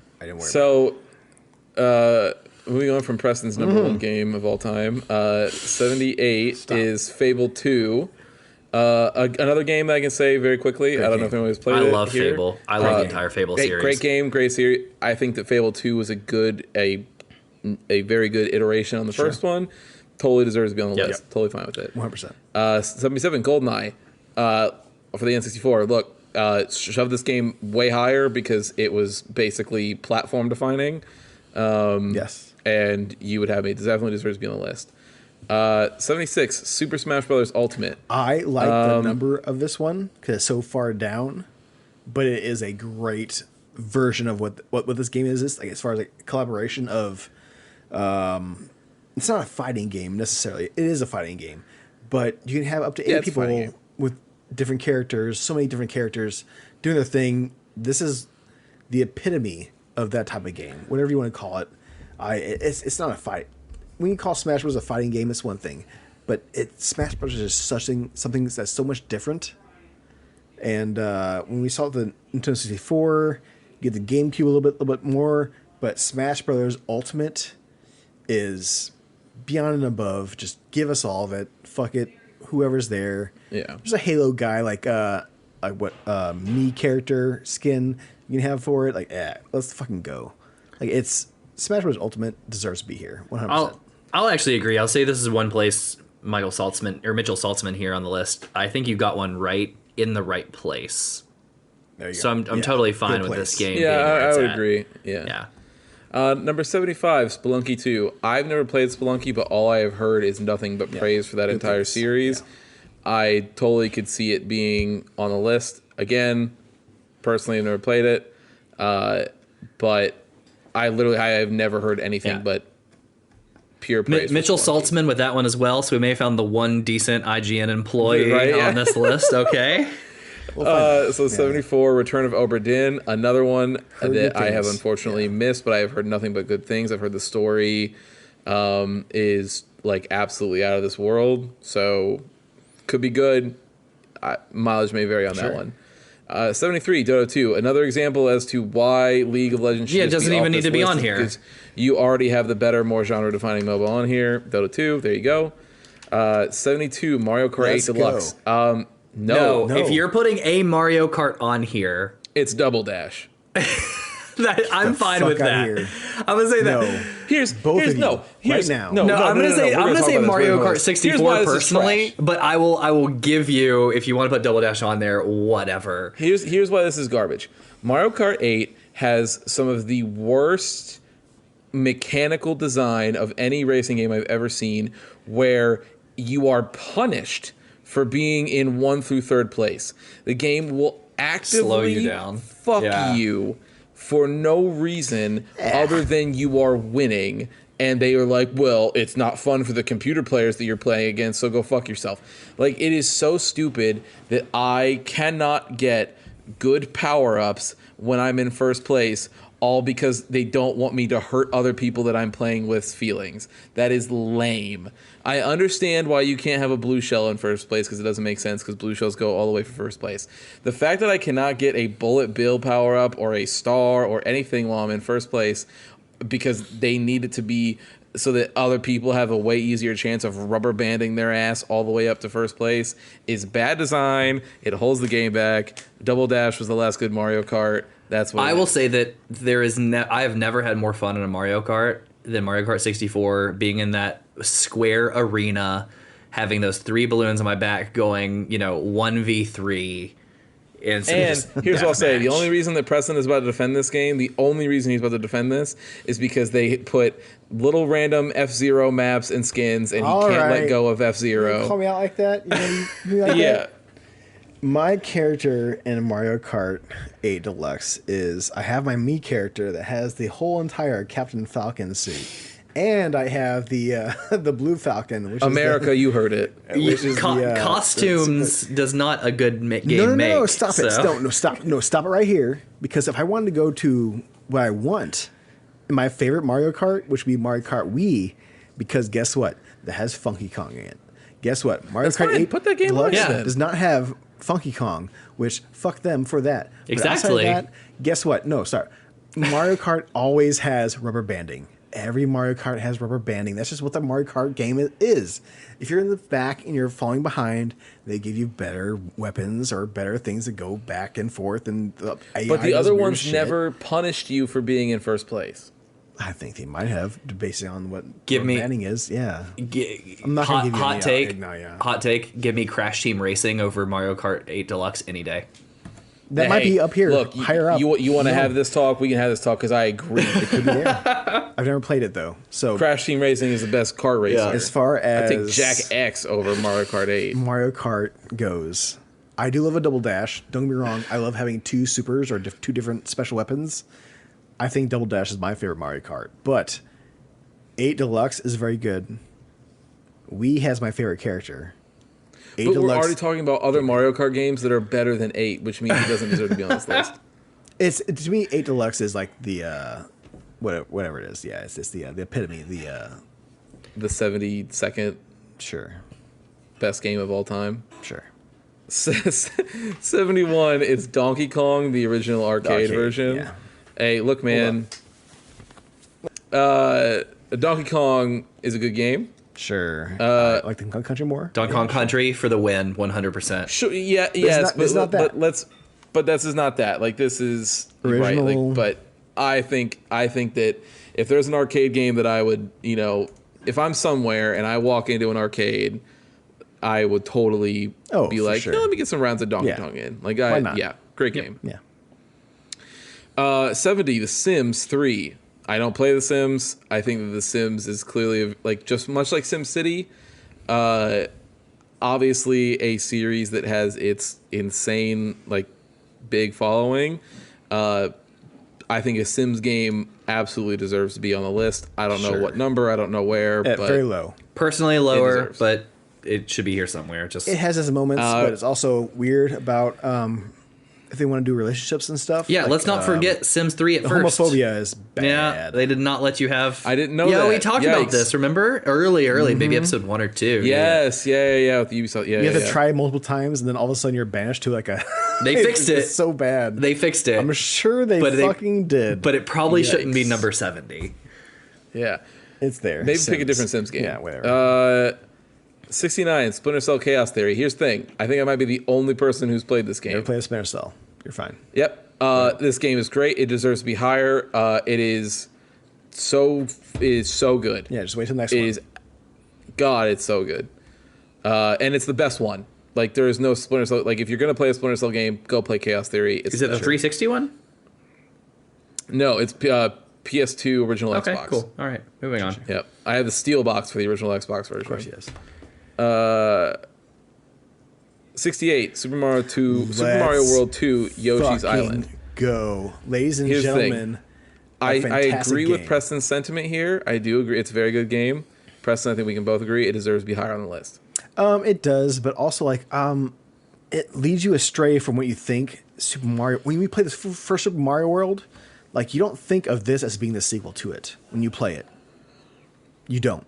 If you want to do anything, it's a prequel to it, because you have Baby Mario with you the entire time, who's crying and screaming the entire fucking time when you get hit, and just in the which is a bubble. very annoying sound, and it almost makes it not be on this list. But it's definitely a prequel, so it's not 2. If you wanted to make it Yeah. a prequel, it's fine. But it's I think calling it Super Mario World 2 is a not a disservice essentially, but it's misleading, if you will. Yeah. Continue. 67, Silent Hill 2. Another played game we can very quickly move on. Too scary. Silent Hill is... Yep, yeah, I know it's too scary for my co-host here. Very good survival horror game. One of the best. Still holds up today. Slam dunk. Totally deserves to be on the list. Can we make this next one really quick and say Grand Theft Auto? I don't know that any Grand Theft Auto should necessarily be on this list. No, but if it was going to be one, it'd be this one. Oh, really? It's the only good Over one. Vice City. I would say Vice City. I would Okay, say so Vice at City. 66 is San Andreas. It's a good one. I actually like Vice City better. San Andreas, I think, is better because it, I think, delivers on what the promise of Grand Theft Auto was more. Sure. As having, like, this being able to be in this giant open world and, like, and then watch your decisions sort of affect your... Like, if you eat nothing but fast food and don't exercise and do things, like, your character gets fat and chunky But and, like, has a but hard because time of that, all and it this was the stuff. early days, it also incorporated some unnecessarily annoying, like, just mechanics you had to do. Like, you had to interact with some of those systems. You had to run to stay Yeah, fit. you work but out. I don't Hey, want look, man, you just got to live your life, I don't dude. wanna go Gotta work live out. your life. Yeah, great actors. People got into it. Like it's that was the epitome to a certain point. I personally Snoop feel Dogg's in it, I think. I like 5 more than all of the Grand Theft Autos, but that's just my opinion. Yeah, you're right. Yeah, yeah, I agree. Five I know is on this list way Nope. higher, and it doesn't Yep, deserve to be. I hope all. it is. Yeah, we'll find out. He says, I hope it is. 65, XCOM 2. I haven't played Nothing it. but great I things. heard that I played XCOM it. 2 is an extremely good tactical RPG. I just never played it. Yep, and we might get new, better XComs because the company has realized that all the others are trash and people are going to Oh, stop playing buddy. them. So You know what they're making next, right? what? Marvel Midnight Suns. Oh, the company. Yeah, I know. Yeah, Yeah. I'm ready for that. I will I'm hold- I will- super stoked for that. I will hold my reservations until I see more. Oh, I'm ready. I'm already in. 64, Control. I really like Control. I think it's very good. I would put it probably lower on this list. I was going to say this is at the right place at best. if it gets to the list at all. But I would put it here for the innovation and the way they use the environment to tell a story, but I agree with you. Like this or lower on the list. I'm going to make a hot take here. I'm going to read these off very fast, and I'm going to say my opinion on them. We can talk about how you guys feel. Number 63 is Call of Duty 4 Modern Warfare. Number 62 is Rise of the Tomb Raider. Number 61 is Batman Arkham City. And number 60 is Dishonored 2. You can take all of these Take them off. and get them off the list. Take them all off. None of them did anything. City's good. None of them. All of them are decent. Well, not all of them, but like, I love Tomb Raider. Yeah, I don't like I Tomb love Raider. Tomb Raider. Batman Arkham City is good. None of them did anything to reinvent a genre or be unique from each other. Batman and Tomb Raider are even too similar within themselves. Take them off the list. Yeah, I think these are all Good fine games. I have to be fair. Good Not games. top 100. They are not top 100. I would just say Yeah.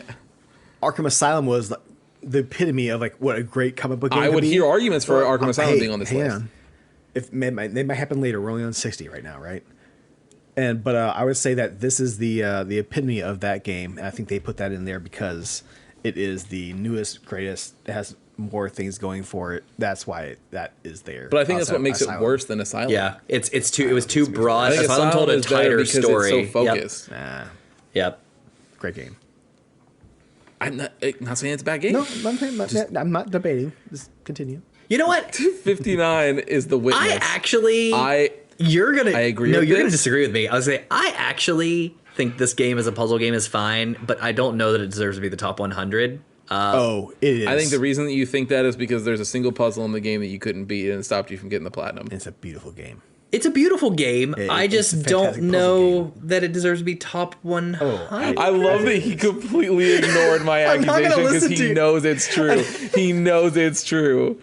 Look, man, couldn't finish the one last puzzle is stupid. The last puzzle is. Here we go. Here we go. Tid- We are not taking platinums into account of this. That is so silly. That does not make any sense. Fine, the game is good. It deserves to be here. It does. Yes. You know it's It's true. good. Let's go next to the next one. It's a good game. No, yeah, number 58, Journey. Let's this is a crime Go that it is this higher. Yes. Higher. Thank you. Much higher. That's all I will say about It this. is crazy that it's not Yep. higher.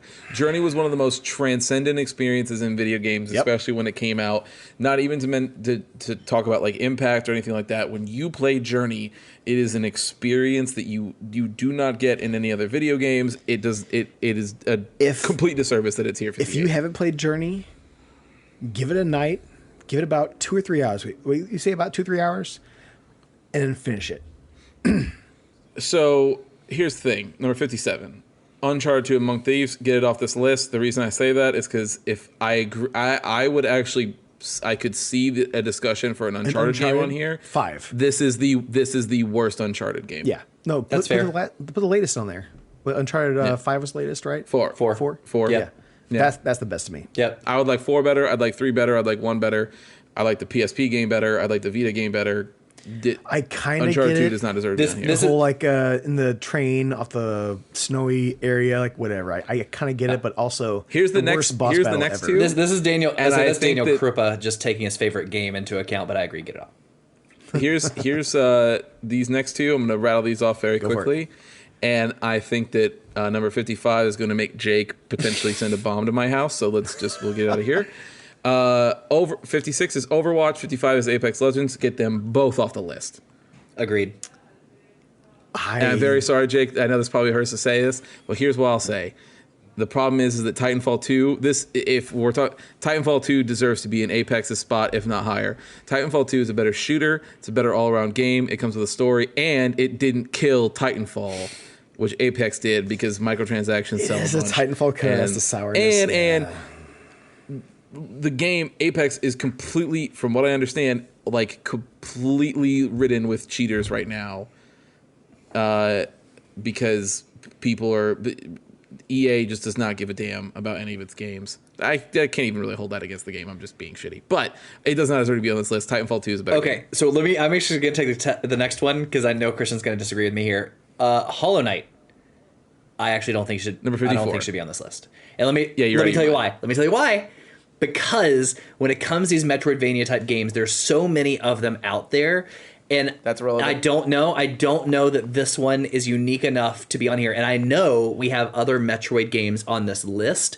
So with that withstanding that may be higher, I actually don't think Hollow Knight needs to take up a spot. Totally needs to be on this list. It is. Hollow Knight is a masterclass in game design. Period. And it is. If Metroid Dread hadn't came out, it would be the best one of these that has ever But existed. now that Metroid Dread is out and you can put that over, does this game need to stand on this list? I don't think so. Just saying. On 100? Yes. I'm Yeah. Yeah, it could be lower. I'll take lower, but it deserves to be on the list. Next up, should be higher. 53, Miss Pac-Man. Should be I higher. agree. Should be higher. A solid arcade game. You go anywhere, you're best playing of Miss the best, Pac-Man. Yeah. It's just, there it is. 52, Counter-Strike 1.6. Counter-Strike. I've never played Counter-Strike. I don't know. The only thing that I know is because I think maybe all three of us know this. We all grew up in early internet days. We all know the boom headshot video. That's, I'll tell you right my now. total interaction with Counter-Strike is boom headshot guy. I love surfing in Counter-Strike. You ever done surfing? You know about surfing? Nope. So there's custom maps that have the angles. And if you hold against the angles, you can just slide along those angles. So they have made these maps to where you're sliding along the angles and going back and forth and fighting and shooting. Very fun. Counter-Strike Surfing. Check it out. Look it up on the YouTube. I'm sure it's out there. I believe you. Yeah, Counter-Strike Surfing is so much fucking fun. 51, Left 4 Dead 2. Great fun. Here's the With thing. friends. I could see a Left 4 Dead making it on this list. I don't know that it's this high. Agreed. But I could totally see a Left 4 Dead On game here, be on this just list. further They're very down. well made. Yeah. 50, Earthbound, another example of a game that Never is touched. phenomenal. That nobody played. It was mostly in Japan. You know, in Japan the series was called Mother. Earthbound came over here. Whole big mess. Either way, one of the best games.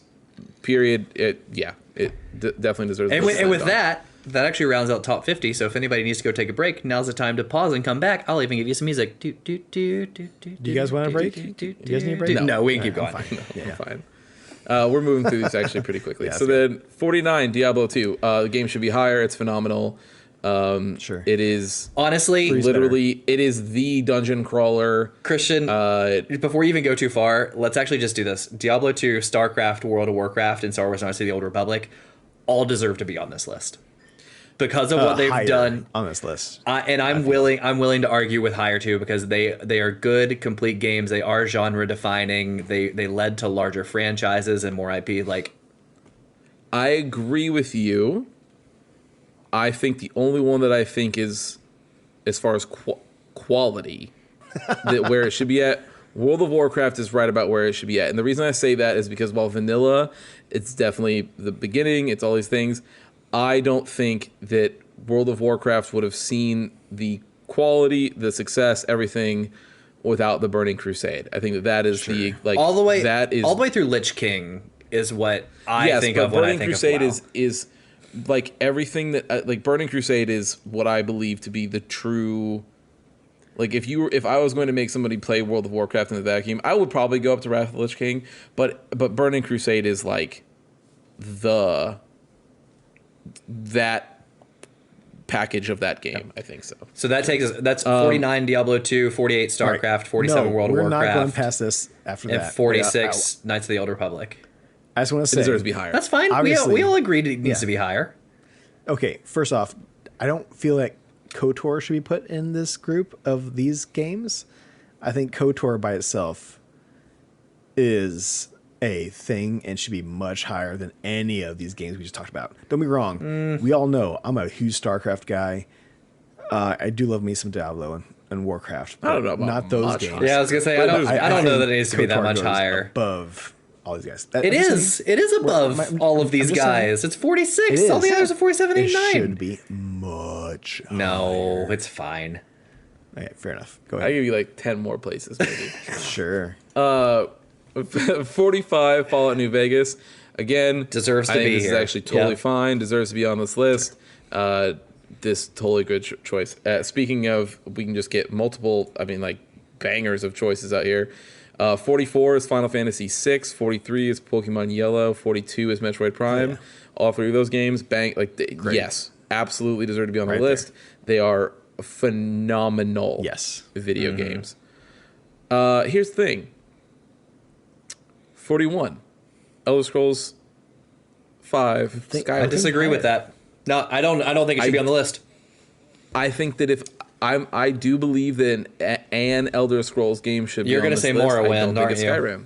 And you're going to say Yep. Oblivion, aren't you? Right. That's my point. Either one of those games, I think, is better than Skyrim. Yep. I would say Agreed. Skyrim personally. Okay. So, How many times have you went back and played all the re-releases of Skyrim? I know. Guess which one I finished. You don't finish games, period. I finished Skyrim. Yeah. Well, I mean, finish is a Did you go vague back? You know what, statement, then? but You- yeah, you I finish all finished the main DLC? story of Skyrim. You know what then? I'll compromise here and say instead of being Elder Scrolls Skyrim, it should be Elder Scrolls insert your favorite. Because I think Elder Scrolls Yeah. should be on the list I mean, somewhere, but I Yeah. think everybody has a different one that affected them in different That's ways. some of those, yeah. Even though But some I even though think- some are better than Skyrim, they've all affected different people in different ways. I think so. personally, within the world, you can play Skyrim on a microwave right now. That's the kind of joke with Doom for the longest time. Right now, Skyrim is the new Doom as far as like, can I play it? I can play it on anything. Doesn't matter where it's at. Skyrim can be played on almost anything from the past decade that's released. Like, it's just one of those games. So I think Skyrim, yes, as far as one of those, that's one you choose. So, number 40 here, Resident Evil 4. Sure. Look, man, totally agree with this. Deserves So to be on the you list. think this one with the 2 remaster both deserve to stand on this list out of 100? Yeah. I think yes. I think those are the only ones. Okay. Well, here's the thing. Yeah, I think those are the only ones, and I think that 4 probably switches with remake. So 2 takes the 40 Really? spot, 4 takes that Okay. 80 whatever spot. Okay. Yes. And I think, but now, and again, if we were talking like impact, Resident Evil 4 probably shoots up to top 10. Okay. Like, it is like one of the most, if not the most impactful game probably of all time. Like, it's crazy.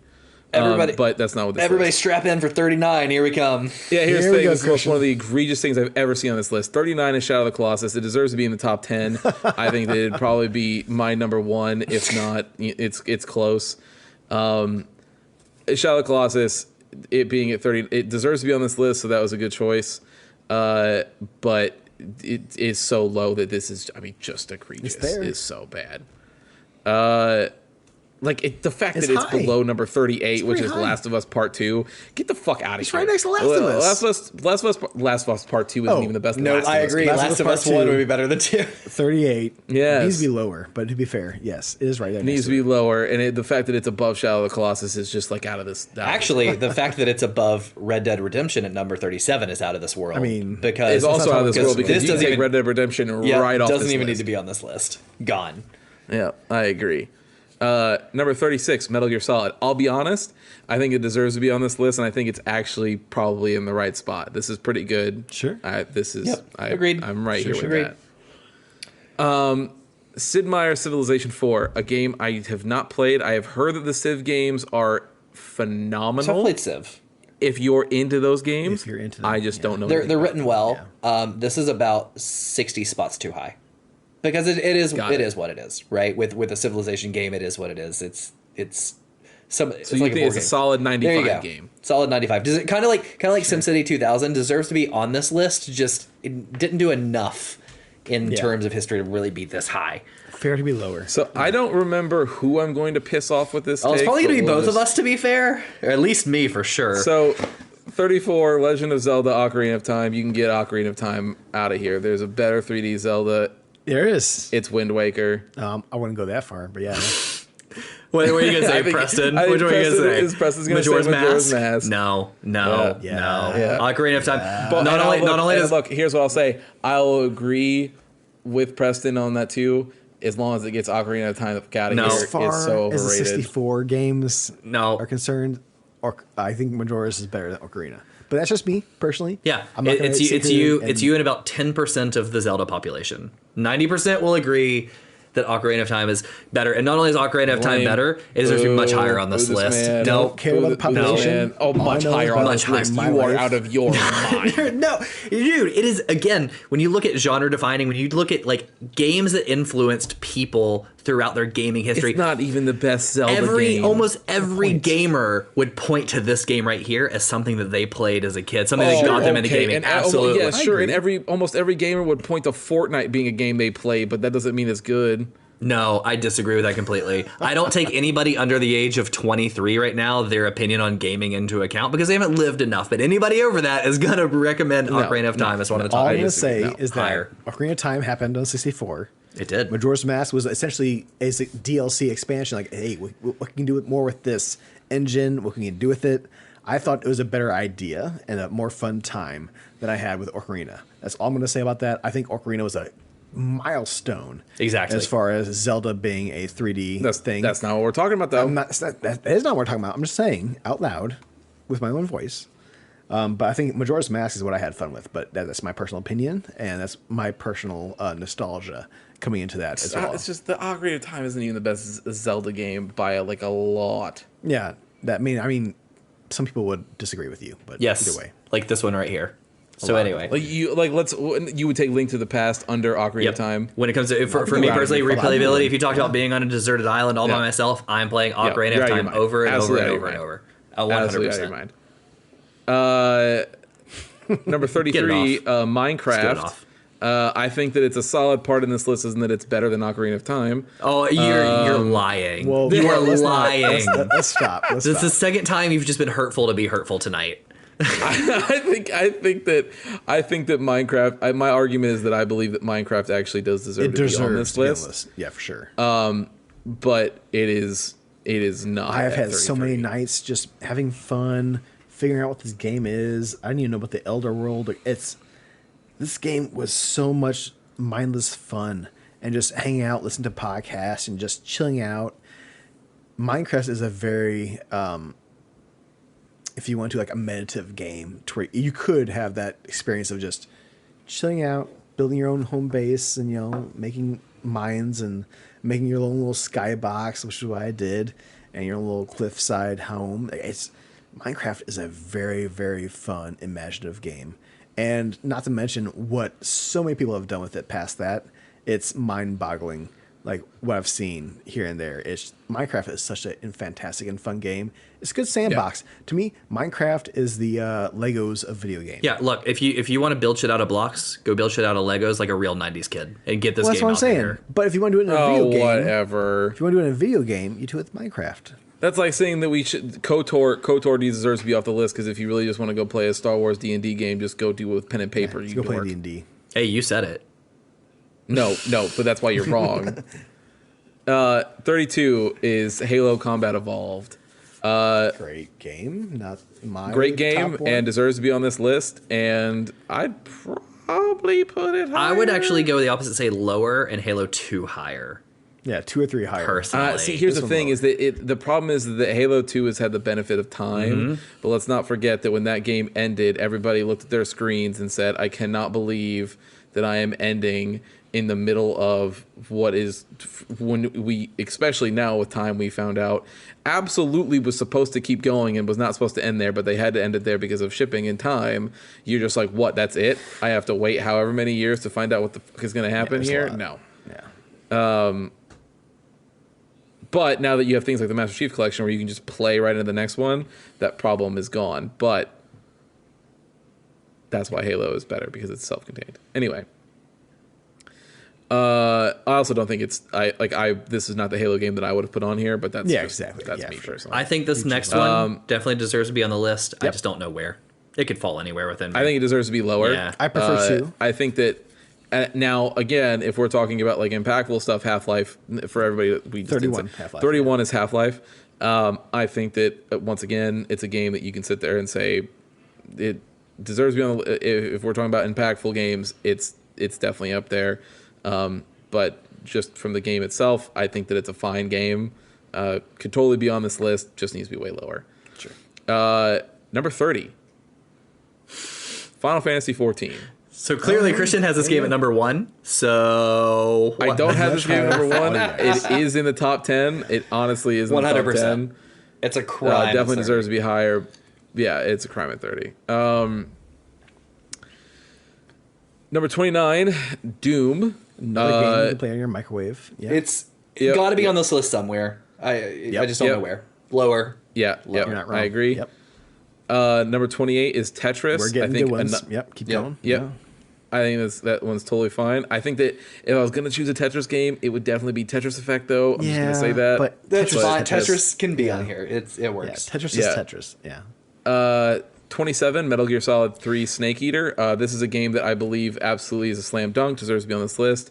It is one of the greatest games of all time. It deserves to be in the top 10. And the balls to kick off a game with like a 115-minute cutscene when no other game had done that, and you're just like, what are we doing here? And you're like, watching a movie, man. Well, that's Metal Gear Solid 4. Oh, okay. Fair enough. Yeah, Metal Gear Solid 3 has is probably the greatest ending to any game I've ever. It's phenomenal. It deserves to be higher on this list. It's a crime. Half-Life Alyx is at number 26. Get it out. Get it out. Or out. Yeah. Get it out. Here's what I'll say. Here's why. Half-Life Alyx is a great game.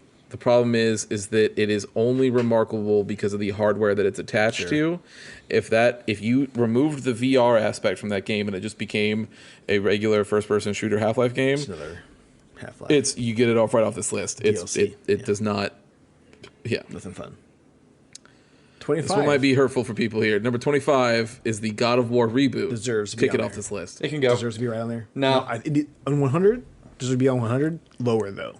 Needs to be lower. I would say Oh, go ahead. Go ahead. I would No, accept Preston, go ahead. lower, but I would want it off the list. I would say lower. I think it's just we've dealt with 3 main titles of God of War and then some smaller ones on the Vita and things like that. It's just they evolved this franchise beyond what it was as far as just angry. It's still angry man doing what he does do, but like it's more grown up. It's better. It's phenomenally beautiful, and the way like I'm going in with my boat and having conversations with the little kid guy, the boy, and then like I got also like the fucking was it the world serpent? And like there's so many fun things that happen in that fucking game. I think is the epitome of a God of War game. If there's one God of War game on here that should be on there, I do feel it should be lower. So definitely not 25. My opinion on this one is that God of War can be on here. I personally don't think it should be, but I think it can. And I think this is one of those games where you as a player could change this game out for Uncharted. You could change this game out for Arkham. You could change this game out for good. Like, yeah, any of those action games, whatever. Pick your favorite and put it lower on the list. Yeah. It stays on here, but it should be lower. Yeah. I'll say the next 5, I think, all deserve to be on here, just at varying spots. Yes, I was going to agree. So 24 is Chrono Trigger, 23 is Portal, 22 is Street Fighter 2, 21 is Super Mario Brothers. All those games are slam dunks. They absolutely deserve to be on the list. For sure. You could choose your poison there as far as spots.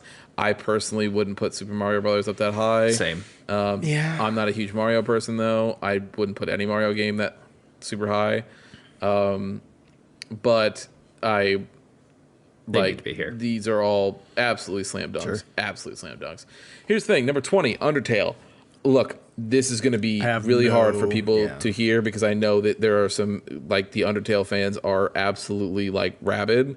I think in a world in which I'm going to put Earthbound on this list, I don't need Undertale because it's just, like, new Earthbound from what I understand. I don't think so. But here's the thing. I've heard the story is phenomenal. I've heard it's affected people in a great way. I could totally see it being on this list, but I believe it should be below Earthbound. Yes. Yeah. Yep. I agree. On it. Number 19, Bloodborne. This slam dunk probably deserves to be right where it's at. Sure. It's the best one of those. If there's any other ones on this list, they deserve to be off or lower. Can I take this one? Number 18, sure. BioShock. 100% deserves to be on this list. Lower. Okay, you know what? I was going to argue with you for a second, but then you said lower, and I agree with you. Yes, it deserves. Yes. Number 17, The Last of Us. Absolutely deserves to be on this list. You don't need to at that point. Almost higher. I think that a little bit, just a little bit. I would probably put it where The Last of Us Part 2 is. You don't need Last of Us Part 2 on this list with The Last of Us on it. The Last of Us Part 2 get off this list. Yeah, The Last of Us is the better game. Yeah. It deserves to go there. Number 16. 16, The Witcher 3 Wild Hunt. Yeah. I'll leave it. I'll say it's where it's at. It's slam dunk. This deserves to be on this list. I don't know the exact placement. I don't know if I'd say 15. But it's definitely high, and it's a great game. Toss a coin, motherfuckers. Halo 15 is Halo 2. There we go. There you are. Look, man, Halo 2 is great. It's not the Halo game that I would choose, and I probably would put Halo 1 above it, but it is a great game. I could totally... Halo 2 deserves to be on a list. For sure. So, or Halo in general. You can just pick your Halo. Number 14, Castlevania Symphony of the Night. This is slam dunk, and it's probably right around the area it should be. It's genre. I mean, I would take your word for it. I would maybe put Simon's Tale or whatever it is in its place, but Well, seeing as how you don't know the game is called Simon's Quest, you don't actually. I just know the game anything. is trash. I'm kidding. This game, agreed. It should be on here. Yeah, Symphony of the Night is just a very perfectly crafted video game. All right. Number 13 is egregious, but not for the reason that you'll think. It'll come out here in just a second. Number 13 is Hades. This is a phenomenal game. It absolutely deserves to be on this list. Sure. The reason it's egregious is that it is below, which is number 12, Grand Theft Auto 5. Get it the fuck out of here and put Hades in its spot. Grand Theft Auto deserves to be not a 5. Needs to just not be on this list. Do I need to talk about the next one then? Grand Theft Auto 5? Yeah, you can, Dude, man. You can. Are you? I think if you're gonna try to sell me that it's better than Hades, you're out Are of you your gonna try and tell me not that it's not Hades. that it's not racist and does bad stereotypes with like drug addiction and other things? I mean, Grand Theft Auto does what snap. it does. But It's not a all good I'll say excuse. no, it's not a good excuse, but I don't also have like references to what like you're talking about as far as racism and stuff. But I mean, you can probably find them for me. I'm like, yeah, I get that. So Grand Theft Auto 5 is the only Grand Theft Auto I actually finished. I love Vice City. That was my favorite before then. Never played San Andreas. I played I dabbled in 4. 5 is the one I finished, and I played again later on. I think 5 to me, I mean, we were already talking about this in the online form of it, right? We're not even mentioning the online version of it, which is all the fun stuff people are having that I have no idea how to access to and have fun with, because otherwise we'd be playing it right now, right? But I think that game was just so beautiful and fun to be in. There was a night where I literally just was on a ski-doo in the beach, kind of going around the island. It just looked so good. Listen to the radio, whatever station I was in. Man, Grand Theft Auto 5 is a fun game and just a good game to be in. Now, if there is racism and some dumb shit and horrible stuff within it that I am not privy to, and maybe planning to play this game all I'm again, gonna say, I'll jump back in. But all I'm gonna say is, I find it odd that the white dude happens to be like a wealthy businessman who has an iPhone, and the black guy is an ex-criminal who lives in the ghetto and has an Android-based phone. And maybe you can say it's a social commentary on society today, but knowing those writers, I'm gonna say you're wrong. I never thought about it that way. I'll take your word and think Also, about I think later that on. Trevor is one of the most unlikable characters in I history. think of video he was the gaming. most funniest character in the entire fucking game. He made me laugh so many times. You like the writing in Borderlands Oh 2. my so god! that Yeah, well, I makes mean, sense. I like Tiny Tina, so man, put it that way. So let's continue, right? I'm not going to delve in this too much more. I think Trevor was fucking hilarious, and when Trevor was sitting there calling Michael a fucking, when Michael was sitting there calling Trevor a fucking hipster, it was the funniest fucking cutscene and like driving scene I've ever had in my entire life. I cracked my ass up that entire time. Just for fun, do you know in that game that these developers asked people to call in on the phone and tell them what was wrong with America? And what they did was they took those best recordings and that's what they put in the talk radio. Like that talk radio is not scripted. It's Wow, I didn't know real that. people calling in saying what's wrong. Wow. Okay. That's the sort of that game tends to draw more non-normal, maybe slightly disturbed people than typical games is all I'm gonna say. That's Sure. for sure. Number 11, Super Mario Brothers 3. Not my favorite. I probably it does not deserve to be right where it's at, and it could. Some would say higher. I might say my a little bit lower, but yeah, it's divisive. That one right there, it's we can go one way or another. Yeah. 3 is a great game, to be fair. I've had a lot. I of just have to 10. ask, how many Mario games do you need on a list is my question. Yeah, I agree. Because look, I'm not the biggest Mario fan. Like I don't even know how many would even crack top 50. If I like Sunshine, Sunshine's good. Jesus fucking Christ. Oh, whatever, you're just wrong. Anyway, no, Sure, we'll debate that later. I disagree. man, people always. I here's the thing, disagree with people Christian always on hate on this, but Sunshine. whatever. I said People later. always hate on said Sunshine, later. and then they go back to Sunshine. They're like, "Oh my god, Sunshine was so much fun." Yeah, that's right. It was so much I fun. went but it's back not a when I great bought game. the collection on Switch, and I did not say that. Well, you were incorrect. Okay. You can't win every Continue. argument by saying you're wrong. That doesn't work. Bro. So number 10 is Disco Elysium. I have it downloaded. I think that it's a game that totally deserves to be on the list. I Don't know 10. 10? 10 is super I would personally high. put Hades above that game, but whatever. Here's the thing. 10 it's Disco Elysium is so good. The problem is that I believe that the side content, like the side stories and the little things that you end up uncovering in that game, are infinitely more interesting than the main hook narrative, Sure. which I think does not do that any favors when we're talking about its placement on this list. I do believe it deserves to be on the list. I just don't. I don't see number 10. Fair enough. Number 9, Half-Life 2. How many Half-Lives are we going to put in the top 25 Half-Life 2 here? is We have so literally fucking all three of them. I'm fine with Half-Life 2 being on here, but like, do we need all 3 Half-Lives like on this list? No, so that's what I was gonna say. I think that if I'm gonna pick a Half-Life game, it's gonna be Half-Life 2, and that's just where it should be at. Sure. I don't think it's that high, but I think that's the game that's on the list. Number 8, Red Dead Redemption 2. Just get it off the list. Lower. Get it off the list. It is just no. I'm sorry. Much lower. There's so many games that are better than Red Dead Redemption 2. If you're gonna have to pick, in my opinion, if you're gonna have to pick one of those games from Rockstar, you can make an argument of this one over in San Andreas or Vice City. I disagree, but if that's the one you want to choose, that's fine. But only one of them. You can't have multiple, and it deserves to be way lower, way lower. Yeah, for sure. I agree. Number 7, Super Mario 64. It's a fun game. It's very fun. It was innovative. It's supposed to be super lower. Yeah, I agree. It deserves to be on the list. It needs to be way lower. Yes. And I will say that if we're talking like impactful games, it's probably right where it should be at. Sure. At number 7. Like if we're talking about just impact, right? But not best. But if we're just quality of game, it's Yeah. Number 6, Mass Effect 2. Another example of a game that I think absolutely deserves to be on the list. It just needs to be lower. If you're picking, it's not. If you're number picking 6. one of the 3, you picked the best, but just not here. Yes. Yeah, for sure. Yep, this is the best one. Yep. And is one of the best just Western RPGs that you could probably get your hands on. It needs. I would actually put this one below The Witcher 3, to be fair. Really? Yeah. I think I would too. Yeah. I'll find out tomorrow. You're not going to beat it tomorrow, so you'll find out later than tomorrow. He jokes on you. Preston he's doing a marathon stream All where it night. doesn't end until it's over. Yeah. So number 5 is Super Metroid. Absolutely deserves to be on the list. Again, though, my problem is that I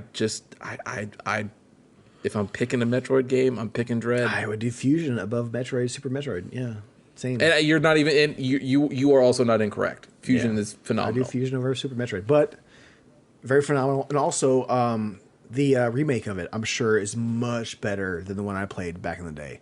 So The AM2R, yeah. So I would probably check out the other one and maybe have different feelings, but I feel Fusion was my favorite above all. Yeah.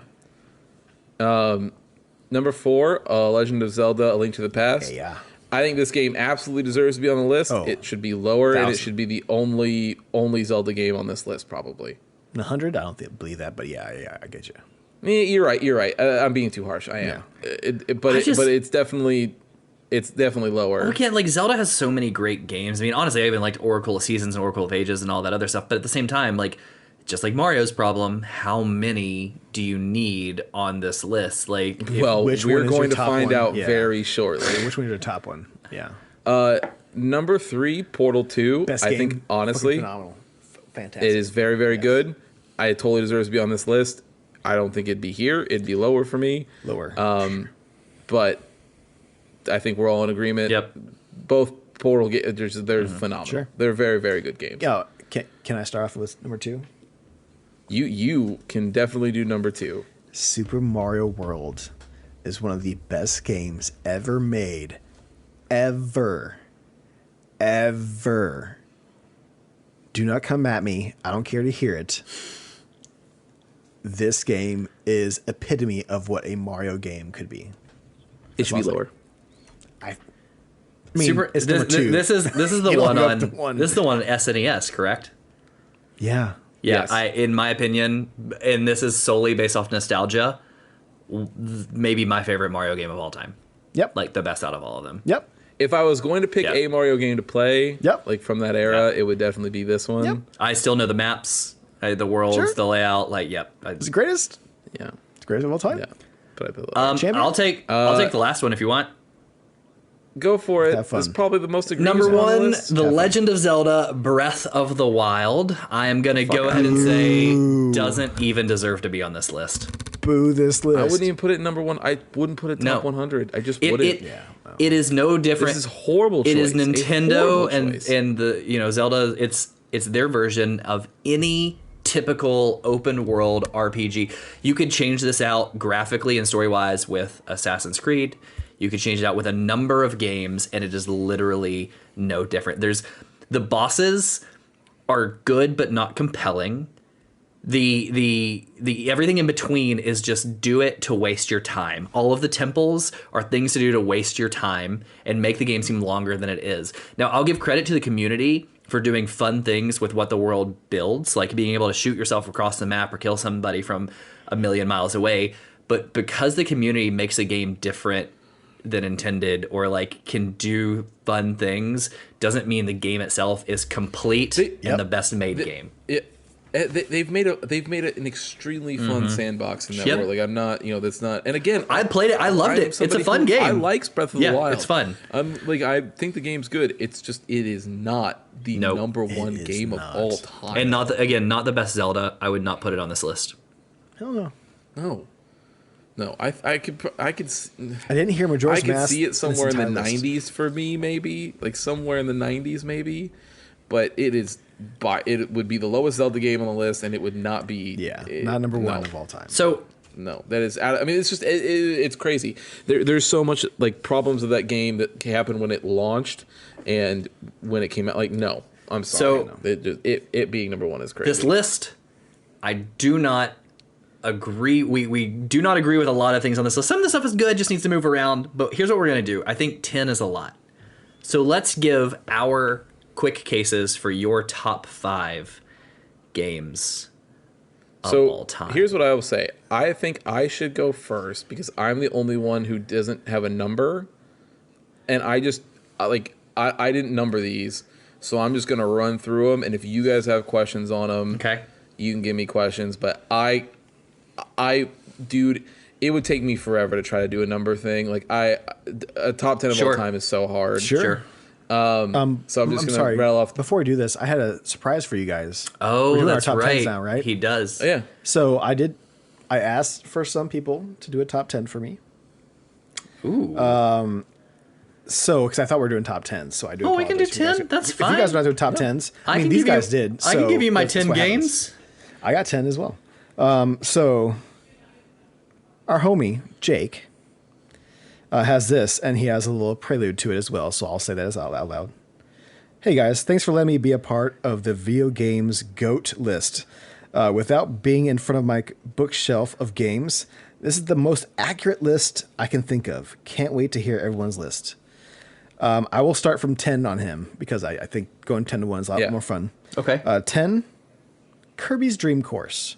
You know what? That's okay. Yeah. That's a banger. Sure. Number 9, Legends of Zelda: Ocarina of Time. Damn straight. What up? All right, Jake. On thin ice already. Number 8, Sonic the Hedgehog 2. Ooh. Okay. We didn't have any Sonics. With in no that top Sonics on 100, that right? list. No, they didn't put any Sonic. That's because, Sonic Mania that's because they probably haven't up done there. the Sonic open world Mania. one yet. You know, next year the open world one will be on this list, so don't worry. I mean, you've heard of Adventures, right? No, but the new one. The new Sonic Breath of the Wild. All right, number 7 for him is Star Wars KOTOR. What's up? I Okay. see you. Hey. I see you, homie. Number 6, Halo 3. Is Fair. a good game. Such a Number good 5, I will agree with him on this one. It's my favorite of the series, Pokemon Gold and Silver. You know what? Yeah. As a non-Pokemon person, just a hint to mine, I have that same Pokemon on my list too. I think they do. Yeah. So also number 4, Paper Mario Thousand Year Door. I have touched this one. I haven't played a whole lot of it. Slam dunk. It's a great one though. Slam dunk. Number 3, Fire Emblem Blazing Blade. There's a pretty good case to be made for Fire Emblem if you like those Never played strategy one. games. But I'll let them. I mean, Jake story and Yeah, I've others- never played story Fire Emblem. wise, they're written superbly well. I did the Three Houses or something. One of the newer ones is really good. Nice. Number 2, Elder Scrolls 4 Oblivion. That's See, this is why Jake what and he wants I. it. This is why I Yeah. like Jake. Sure. Hey, Jake's look, a man. good guy. Look, I firmly believe that if you're gonna choose Morrowind or Oblivion, it's you not a bad choice. Oh, for sure. Those are great games. For sure. Yeah. And then his number 1, Witcher 3 Wild Hunt is his number 1 game of all time. That's fair good one. choice. It's a great fair one. choice. I Heart of Stone DLC is goat. Dude, both Go ahead, those sorry. don't even both those DLCs are fantastic. The reason that they are, but Heart of Stone is out of this world. Like it is one of the most concise, well told stories that I've ever seen, ever written. It's Heart of Stone stands above everything else. Oh, for sure. I agree. I do like that area better than Tucson, but yeah, it's so good.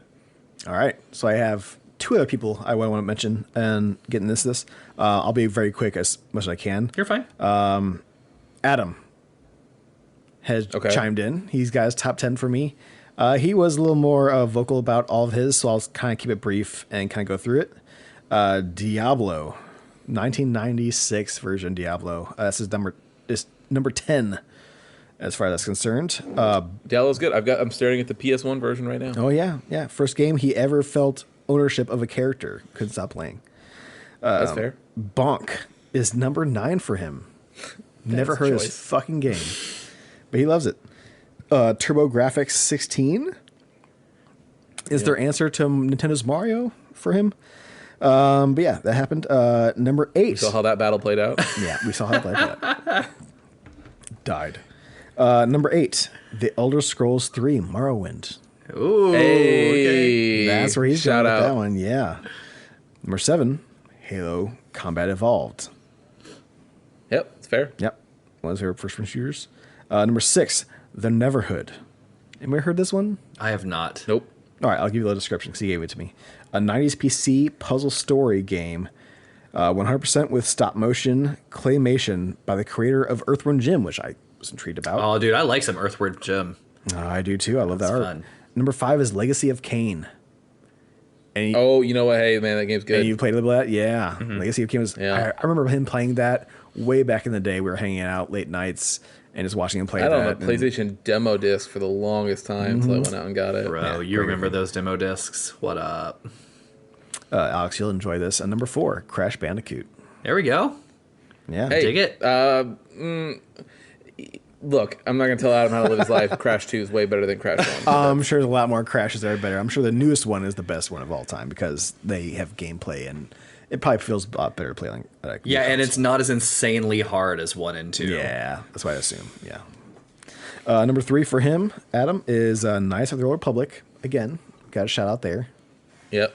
Very, very You it's don't a good need game. to go too far into that. Number 2, Prince of Persia: Sands of Time. Ooh, it's a good game. That remake. That's a good That game. is a good game. I love those games back in the day. I would love to play Personally, I those wouldn't put it in again. my top 10, but I would definitely put it in my top 100 for sure. Yeah, yeah. Number 1 for him,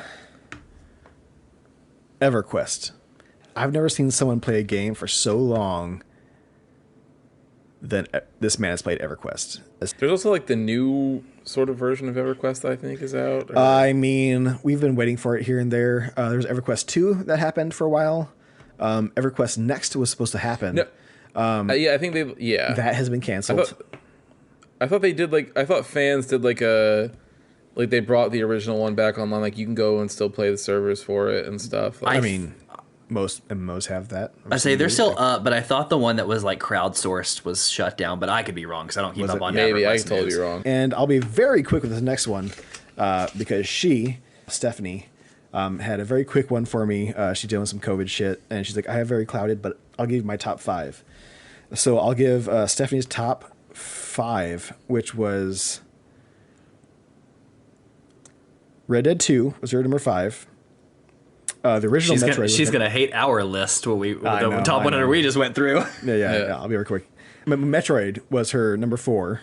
She loves Metroid. Hey, Metroid rules. Number 3 was Tomb Raider, the new one. She loves seeing the female protagonist and having fun Dude, with the that. new and one's- it's- the new one's yeah, great. The new ones are fucking fantastic. I love the new Yeah. Tomb Yeah, Raiders. honestly, I would have put regular like that new Tomb Raider above Rise of the Tomb, like whatever It should've they been have. 100. Shadow of the Tomb Raider is the newest one. Yeah, It's none of those were in the top great. 100. It's a shame. Super Mario 64 is her number 2. Fair. And then number 1, she said was Dead Rising. Yeah, Okay. all right. Very surprising. Yeah, I can see that. But for sure. Yeah. But outside of that, Hey, look, man, you could dress your guy up as Mega Man in that game. I think it's hell yeah. So Why not? I'm in. All right. So that's all the ones for the fan. I really, first of all, thank you for you that Yeah, just that was contributed. I always like hearing that. I was hitting them up like, hey, give me your top 10 real quick. Yeah. You got all day today. Just give me your top 10 before 6 o'clock Central Standard Yeah. Time. We'll get it in. All right. Yeah, that was cool. Well, Christian, you said you wanted to go first. Surprise, surprise. Yeah, 'cause I have no You go order. first every time. and you guys do. Okay. I can't do it, All right. Yeah, no so order. it'll just be quick. And if you guys have any challenge, anything, we can talk about it. But I'm not gonna challenge you on your list. Yeah, buddy. especially if there's no order. No, I don't know. So first one I've got here, Jack and Daxter. It's the greatest 3D platformer of all time. It's never been topped. Probably never. We said we wouldn't challenge you on your list, but I might say you're crazy. No, I'm just kidding. I'm kidding. Next one is Shadow of the Colossus, specifically the remake. Oh, gorgeous. I will say that Shadow of the Colossus, either iteration could be on here, but the remake makes it completely timeless. It's perfect. Chef's kiss. Yeah. Final Fantasy 9 is the next one. There you go. I was thinking because I had Final Fantasy on the brain. It's right after that. Final Fantasy 14 is on my top 10 officially. It happened this year. The reason that I say that is before Endwalker, it would have absolutely been in the top 100 somewhere, but it wouldn't have cracked it. Endwalker made it so that this game is firmly in my top 10. There is, and if for whatever reason future expansion, like future versions of this game, make it go lower, which it very well could. I will just specify from then on Endwalker, but the culmination of that story was It has been a long time since a game hit me like that. I just cannot wait for you guys specifically to get there, but it is, it's my top 10 firmly. Right after that, I know I'm gonna get some love from press on this one. Jet Set Radio / Jet Set Radio Future. Let's go. It's on there. The game's top to Soundtrack, bottom is fucking amazing.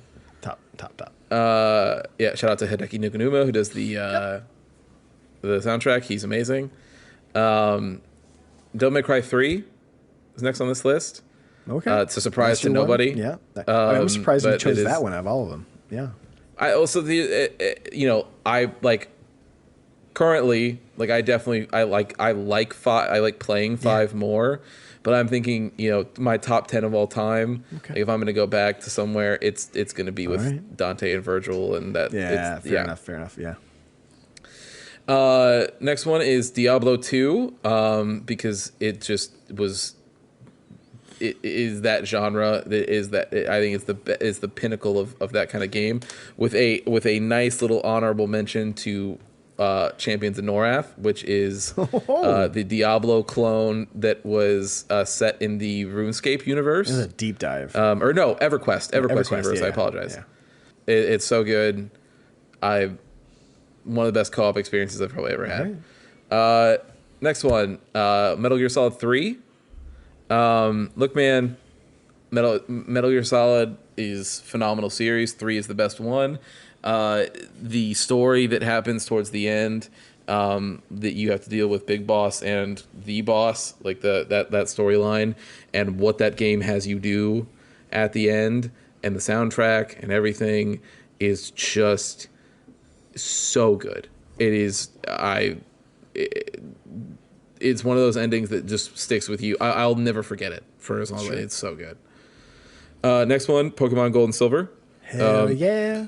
Honestly, Pokemon fan, but Gold and Silver was just it still is. Even, it just head and shoulders above the rest. And this is coming from somebody who loves yellow. I have a yellow in a Game Boy right in front of me on my desk right now.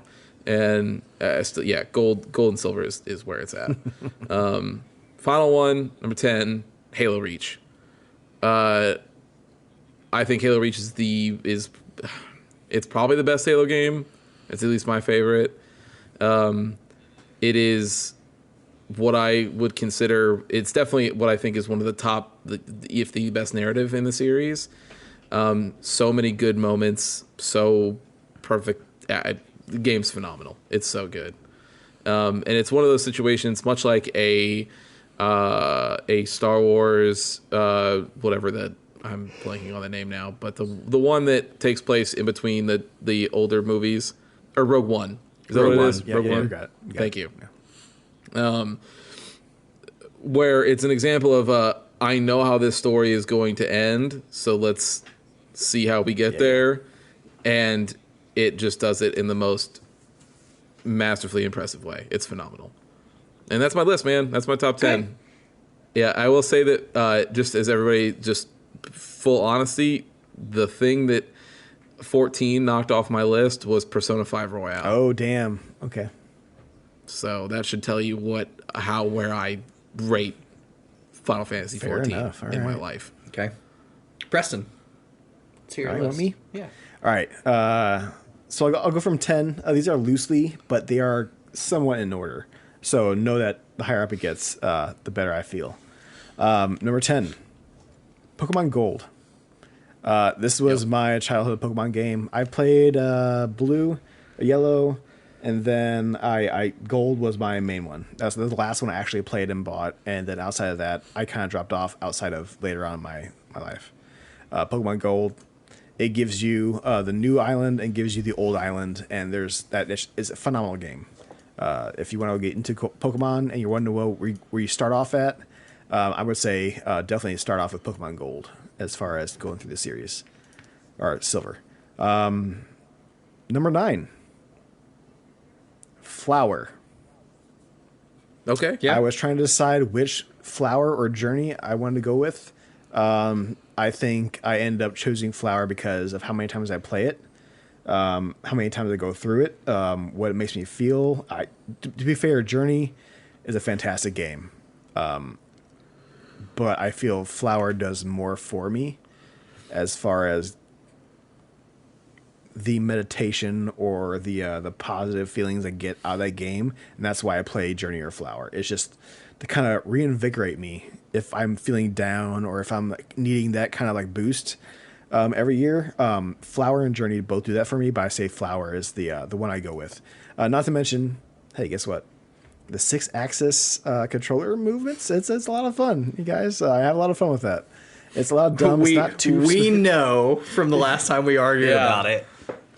It sure is a ton of Hey, fun. I'm doing Witcher on this PlayStation for Witcher Wednesdays. Hey, maybe one day I'll do a Flower for a little bit. You never know. Flower Friday. Flower Fridays, bruh. Let's go to number 8, which is Zelda Majora's Mask. Okay. My favorite Zelda of all time. I'll sit here. I'll stand by it. I like Twilight Princess a lot. Twilight Princess was a lot of fun. It's kind of what I wanted more out of Ocarina of Time. But I feel Majora's Mask, with what it did with time and that weird kind of like looping of it, I think it was a brilliant idea. And that was the first, I think, strategy guide I got for a game to where I wanted to get all the masks. I want to have all the fun with it. And it was a fucking ball. Not as good as Wind Waker, but what are you going to do? Hey, man, I never played a whole lot of Wind Waker, and I didn't finish Wind Waker ever. But when I played Wind Waker, I liked a lot, and I would say that if I did beat that, I would probably put it up higher with Majora's Mask, maybe. But we'll see. Maybe one day I'll play it if Switch wants to, Yeah, maybe give me a one nice day port. if they ever decide to release it from its prison on Dude, the Wii U. if I had a Wii U, I would have played that HD remaster 100%. Yeah. But guess what? I didn't. Yeah. I didn't. I mean, it's fair. You have a GameCube, so you can just put it in. Nah, I guess so. Number 7. I was having a real hard time deciding if I wanted 4 Golden or 5 Royale in my list. I knew one of those were going to make it, but Persona 5 Royale is my number 7 game. I love Golden. It's a great game. Many nights with the Vita, I'll let you know, is a great time. Best Vita game, hands down. But I played Persona 5, and then I played Persona 5 Royale, which means I play the same game again with a little bit extras. And that's a long game to play, and to play it twice and enjoy it again, I think it deserves it on my top 10. It's my favorite Japanese role-playing game. It's Persona games are fucking phenomenal. It's good. And I hope to play Persona 3. I have it on my shelf. It takes a lot to get to it. Number 6, Donkey Kong Country. Boys, let me tell you. I don't think you my need friend, to. I think we all know that it would be Kong. on here. First appearance. Shout out to Funky Yeah, Kong. first appearance of Funky Kong. But yeah, no, I mean, I haven't played a Trust the whole spirit animal. Yeah, pretty much. I haven't played a whole lot of 2 or 3. I played 2 a little bit here and there on the virtual console they have on the Switch. 2 at Daisy Kong, Sure. I think.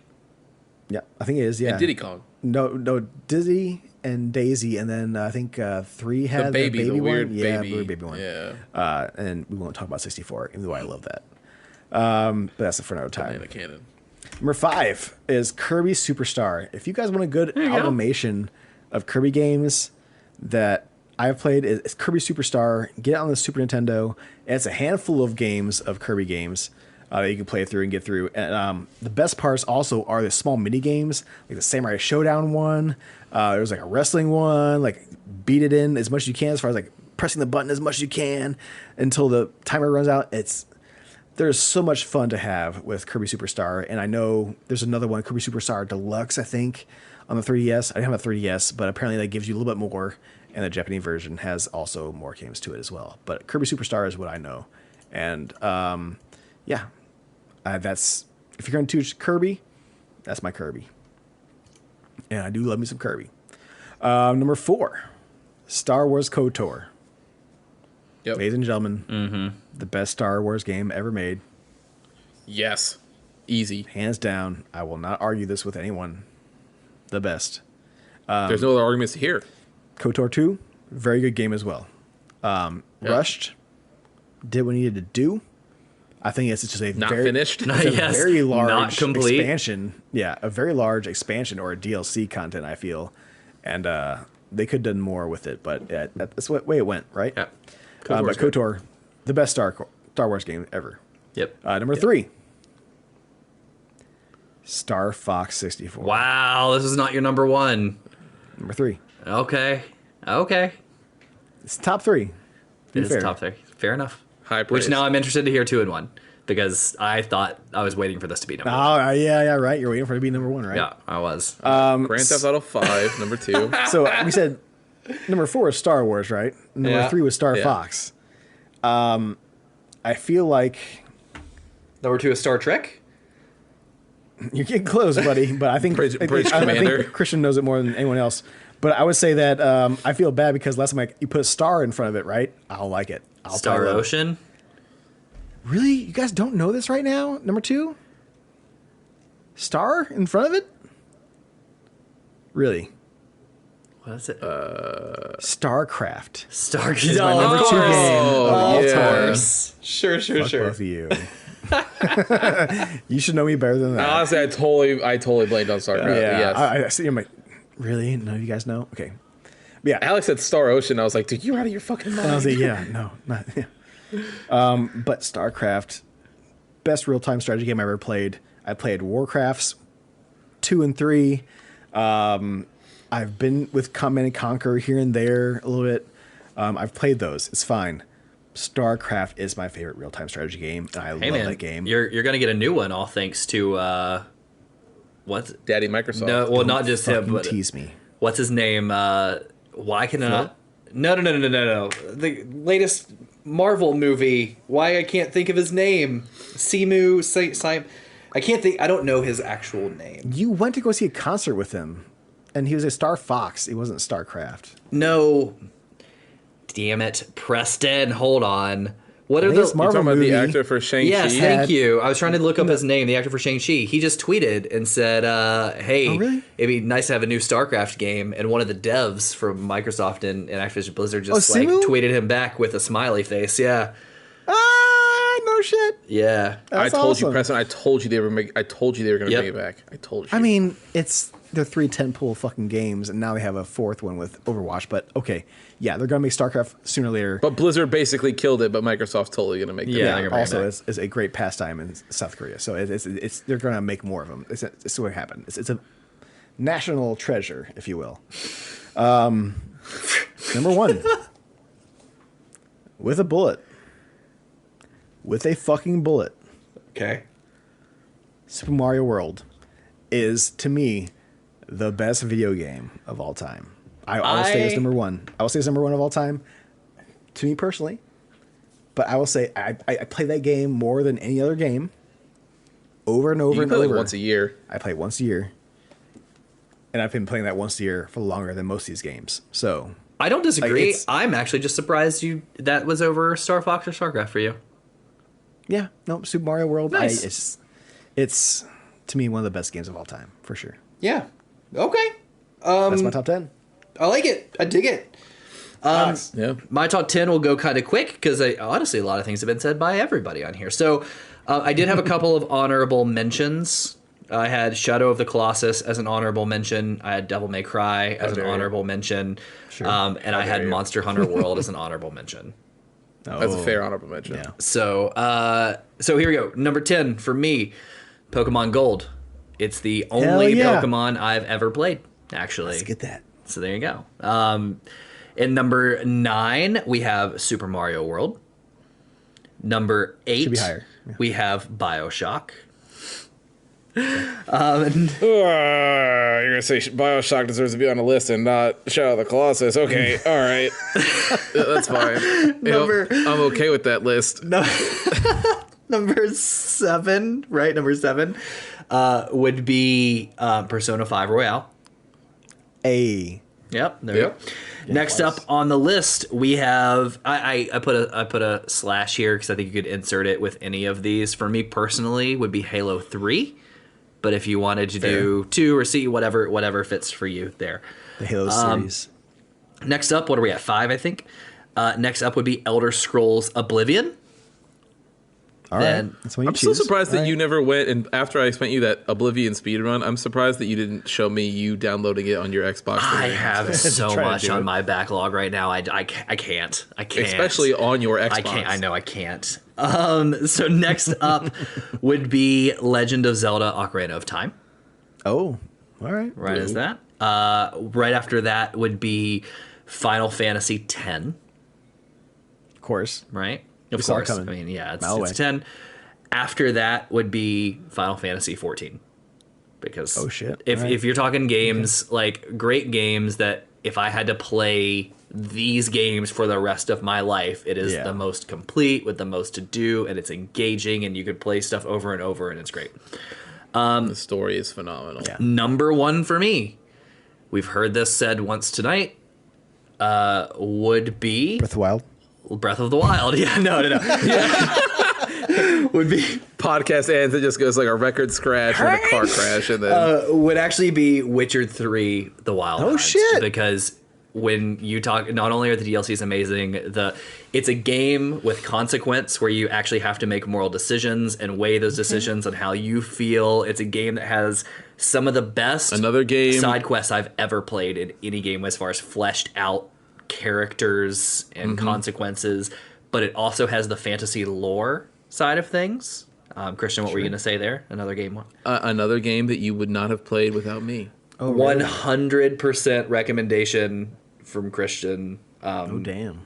I have recommended all of the bangers in Alex's If life. Witcher if Witcher 3 didn't exist, Mass Effect would have fallen somewhere on this list. But after playing Witcher 3, it is. I surprised forced him to Mass Effect. take my PS3 with, Yeah. and I was like, "You're going to play this game." So, those are our lists. I would have to say all of our lists, including our listeners' lists, are all significantly better than IGN's list. Oh, yeah. So if Yes. anybody from IGN who created that list would like to reach out to us and talk about it, we would love to have you on our podcast and talk for a little We while. could totally consult you, and Yeah. we could redo this list for you. We're for hire. So- We'll do the work. Instagrampodcast@gmail.com. Yeah. So with that, I know we're now blacklisted from working with them ever again. no, I would love to have them on and talk to us, or have us on their show and talk to them. Just because I think Get their Ryan list or is somebody, yeah. wrong doesn't mean they maybe. I agree, but I feel like people will take offense to this. Yeah, who cares? No offense. Just you're wrong. It's fine. So, so don't forget. This by the time you hear this, we'll have week 2 of Witcher Wednesday coming up soon. Yeah. So make sure you turn And there to will Witcher be Wednesday. posts all over the social media tomorrow for everybody to know. We're really so- excited. But with that, And going forward, for like this is a future announcement. Like every show, there will be. We will, there? or every time that Preston goes up on a Wednesday, there will be social media posts about it to sure? remind you. share it with your friends. confident with that. Make sure everybody is cheering Yeah. him on for The Witcher. Preston, Yeah. you know what to do. Toss a coin to your Witcher, O Valley of Plenty. Hit it. Thank you for listening to another episode of The Testing Room. To catch up on past episodes or check out the newest ones when they drop, follow us on Apple Podcasts, Spotify, or wherever you get your favorite podcasts. If watching is more your thing, check out youtube.com@thetestingroom or Twitch TV /testingroompod. To to leave comments and ask questions, follow us on Instagram at testingroompod and email us at testingroompod@gmail.com. See you next time.